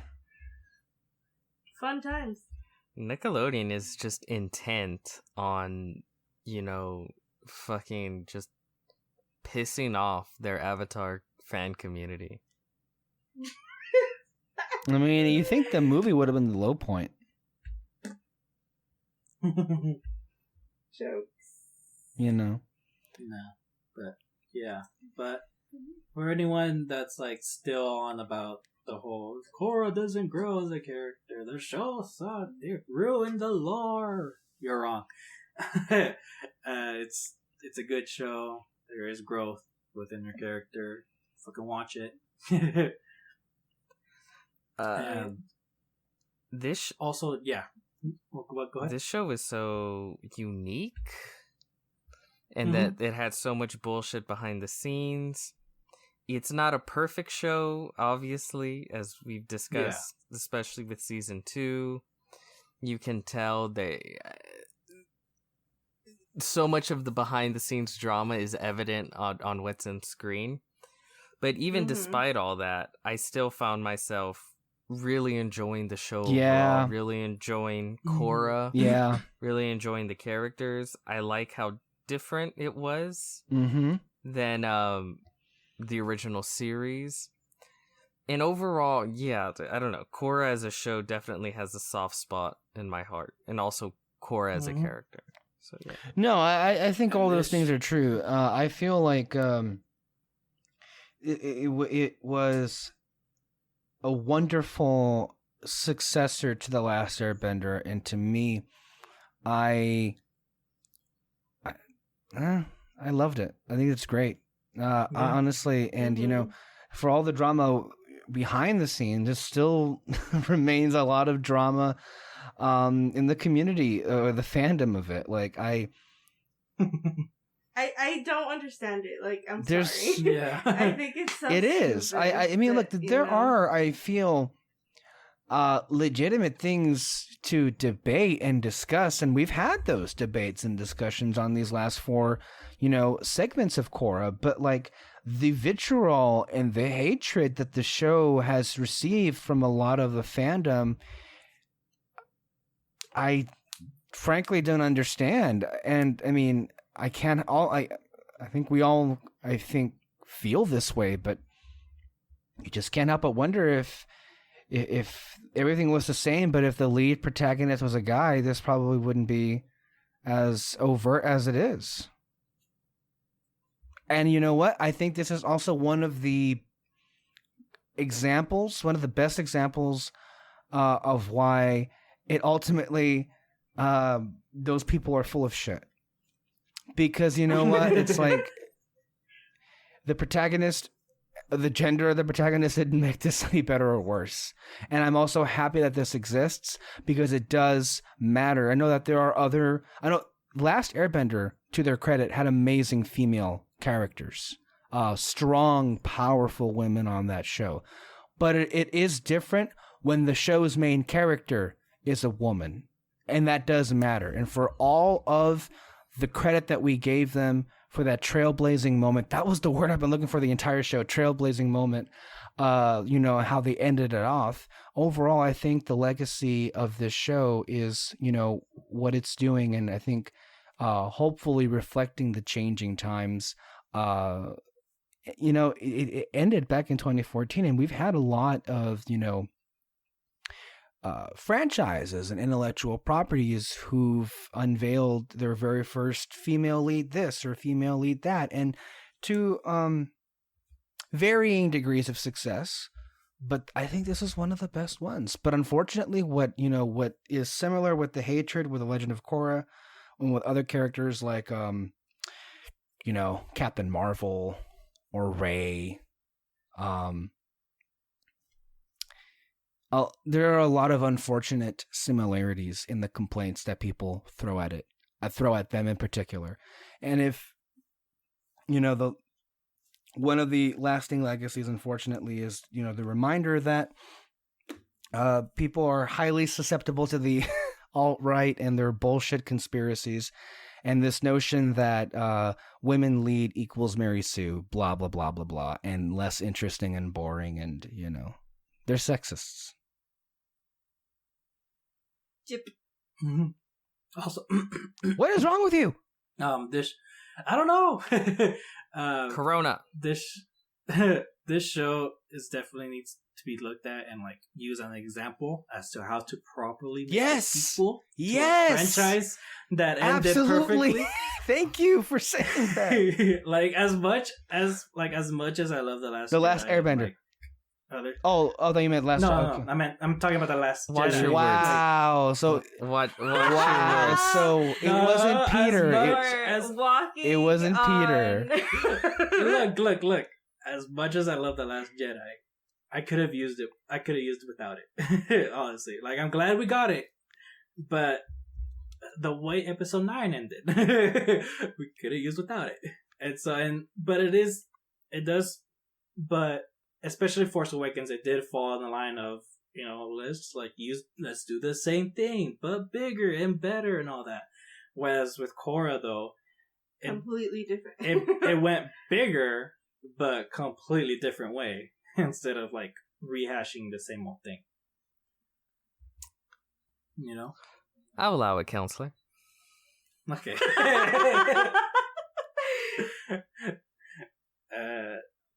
But yeah, what about you, Peter?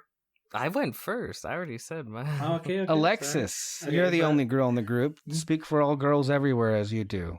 Why does the show matter to you? Don't do that. I'm kidding. That was Peter's joke. I mean, I don't. I don't know. I don't see it that way because You don't consider yourself a female? I'm kidding. Like, as a woman, what does Cora mean to you? Okay, personally, I don't like seeing things that way because I don't know. It just feels like it should just be like a natural thing. Like, yeah. Why are people putting such like yeah this big weight on these things? Like, it shouldn't matter, and like we should be at the point where these things should not matter. And you know what I mean? I don't know if I'm like explaining it correctly. No, I get it, because it's on both sides. Like, you got one side going like, we have a female like lead character, woo woo. It's like, okay, cool. And like, like that's really cool. Like, I'm also like not gonna, downplay that because that is important to get to that point where it should not be that way. I get it. It's just, but because it kind of like pushes that narrative, the people who hate it, misogynistic assholes, they're the ones that are going like, it's a female lead, it's gonna suck, guys. Like, don't do it and all that. And then like they like see, even before even seeing whatever show or movie, they instantly like just keep pushing the fact like, can you believe it? I'm never gonna forget that fucking those fucking words people saying of Batwoman going, can you believe they added 6 lesbians to an episode? And I'm like, yeah, you told me about that. They're lesbians. Yeah. In their defense, everyone knows you're only allowed at least 5, at most 5. 5 an episode. It's like, once you hit 6, what are you even doing at that point, And I've said it before, like, Batwoman's not a good show, but I'm not gonna go out of my way to like say that's the reason why it sucks. Go out of my way to count, oh, that's a lesbian, and that's a legitimate reason why the quality of your product is like inadequate. Wait, hold on Alexys Moreno, how many fantastic shows do you know that have had more than 5 lesbians in an episode? Friends. That was they had a lesbian wedding. I know that, but that show is trash. I rest my case. Oh my god. Yes. I don't remember, honestly, but I believe you. You've seen that show like bajillion times, probably more times than Last Airbender. So. Wow, really? You really like Friends that much? I love it. Oh, I grew up on Friends. Friends was another one of those shows where we spent a whole summer watching it, and but what's it called? Anyways, besides that, like, yes, I do think that is important, but I hate the fact that such a big weight is put on the thought that she is a woman. And like, I don't know. But anyways, to me, this was a show, like, this was my Avatar experience. Like, I watched The Last Airbender first, but Korra was the one that I watched while it was airing. It's a big thing. Having to wait. Stick with the show while it's airing on TV. You feel like you're a part of the community, Yes. And also, it was like during my Tumblr days, so I was no. Yeah, I was in it. Oh god. So, yeah. I can just imagine the fan art. Oh god. Or the fan fiction. Yeah, I've always loved it, so I think it's great. And I had to be very careful too, because there was so many people that were hating on the show. I had to like carefully pick who I was following so they could agree with me. So they can agree with me. Don't simplify it to that. I mean, like, there are I think every fandom, there are a certain subset of like opinions on a particular like show of that fandom, by that fandom or that subsect of the fandom, that are legitimate trash and should not be listened to. And I think every fandom has that, and it's just not healthy listening to it. Like, I feel like every day on Twitter, there's like several accounts that are of this part of the fandom or a different fandom, and they say some stupid shit, and I'm like, oh Why am I following you? Yes, it's. Yeah, I mean, I see that a lot still with, like, not even the sequel trilogy. It's just The Last Jedi. Like, is that an attack on me? It. No, that people are just like, oh, well, the movie was trash, so whatever. And I genuinely am just so confused. Well, those people, I mean, those are the same comments I was seeing a few weeks ago when Boyega was criticizing Star Wars, and a lot of people, even people who liked the movie, were like, well, yeah, Last Jedi did cast him off to the side, and I'm like, hey, back up here. He had a whole thing. What are you talking about? Yeah, that's one thing where it's like, if I were to try and say, like, oh yeah, they cast him to the side in Last Jedi in an effort to, like, even back up Boyega, like, I would just be lying, because I don't believe that. I don't believe he was cast to the side. I believe he actually had a really good arc. Let's be real. He was given a story arc. He was given a purpose as a character. I mean, what Brian Johnson did with John Boyega is he entwined why everybody loves the rebels and what it means to be a fucking rebel. Yeah. Yes. And we don't need to reiterate. I feel like we need to schedule a yearly re-review of The Last Jedi, because I think we'll never be over it. We'll never be over it. Oh my god. I won't, that's for sure. But anyways, those are kind of my thoughts on Korra. I mean, I feel like I'm the one that made you guys watch it, so it must mean something. Yeah. I don't know. Anyway, but yes, Korra's great. Go watch it. Yes, it can. Underrated as hell. I'll say it. Underrated as all hell. Underrated. I hate the fact that people dismiss the show. It should have been bigger. It still should be bigger. Yeah. And top of mind. And again, I just to again stress what David said. There's just so many, franchises out there that have like sequels that are just, the same thing, and they have no idea what to do. This is what you do. This is the blueprint for what you do. Yes. Mm-hmm.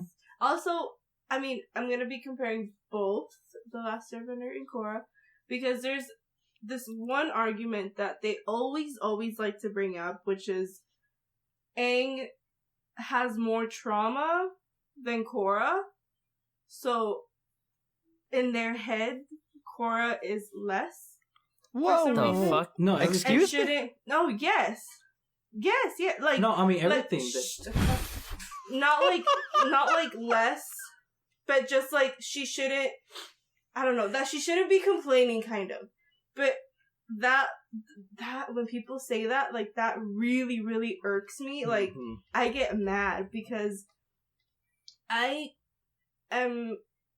hate the fact that people will, I mean, I've been told this, and I've heard people tell other people, like, the trauma that people go through is not less than anybody else's. That's like, you are not in their shoes, so you can't speak for them. And I know this is a cartoon; it's a show, like, but people do that in real life anyway. So much, yes, yeah, and it's like, why are people? It's some weird ass oppression Olympics, where it's like, oh, your dad was abusive. Well, my dad beat me. Yes. And it's like, oh my god. Do you want to? It's still trauma. It's still trauma. But it's like they're regardless. They're trying to win something. Yes. And congrats. I don't like. What do you want to hear? That it's such a weird thing that people would do that. Like, no. I agree. Like, if someone goes through something traumatic, like, not everyone's built the same. Not everyone experiences the same thing. Yeah. You don't live their life. So, yes. Like, it still affects them, and that shouldn't be lesson, or I don't know what I'm trying. Like, no, yeah, it shouldn't be like dismissed. I guess, but yeah, that's kind of like my whole thing with the two. When people complain about one more than the other, but But again, watch the show, watch The Last Airbender, and honestly, like, this whole franchise is great. Read the comics, read that Kyoshi book.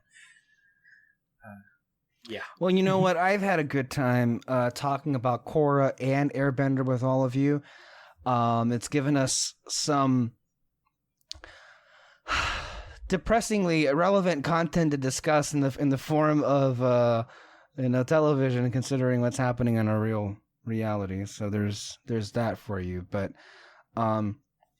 it's been a big year for Avatar.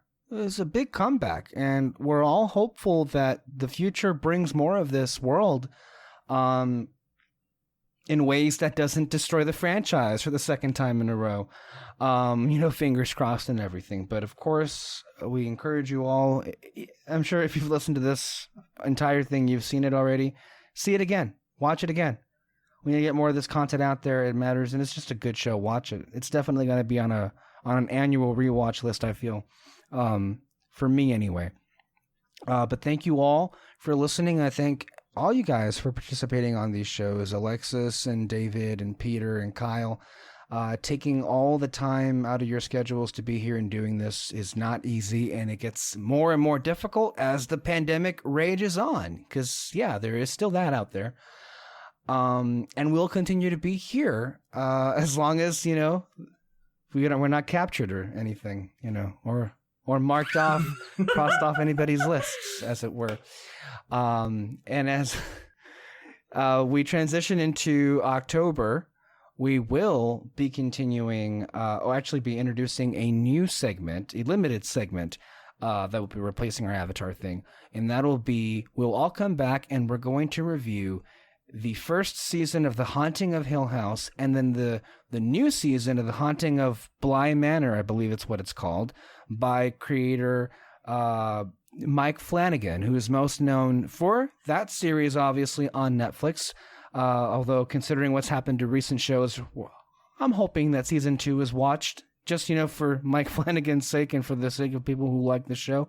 But we'll be recapping both seasons 1 and the brand new season 2 on this show. So there's that. And we'll have audio commentaries on The Shining as well as Dr. Sleep. And if you've heard, To the Table is coming back. Isn't that right, Peter? I asked him a few weeks back to get together a list of films to watch, and you gave me the list of films that I had to see, but Kyle also informed me that you gave him a film. Can you explain real quick, or at least reveal what that movie was? No, I don't know what he's talking about. Are you serious? What did he say? I might have done it. Okay, he said that you gave him a movie to watch for To the Table, because you gave me 3 and you gave him 1. I don't remember. All right, well, I guess we'll have to confirm that. But Peter gave me 3 films, and we have a ghost themed month. So the films that we'll be talking about on To the Table, which is on, our podcast network. Go to the feed, To the Table. Poltergeist, The Sixth Sense, and The Orphanage. So. Yeah. I got really excited when he announced you're making him watch The Orphanage. It's a good movie. It's such a good movie. You don't remember that one? Okay, you can't tell. I'll tell you after. Okay. I mean, there's another a lot of horror films you could have added on here. Santa Claus as another horror film. No. Oh my god, you guys should watch. I mean, technically, Peter hasn't seen that version, neither have I. We could have a whole show talking about it. Some Christmas. Just save that it could some be Christmas. On the list of a Christmas themed month if we'd like to. Yeah, that's cool. It's okay. I won't live till December, so. None of us will. But I mean, if we make it there, we'll make it there, right? So yeah. Well, this isn't necessarily an incentive to do so. I mean, at least you'll be breathing. Yeah. That'll be something. A bit overrated. Anyway, you can find all these programs under our big red spotlight, under our spotlight here. We'll see you next time. Bye.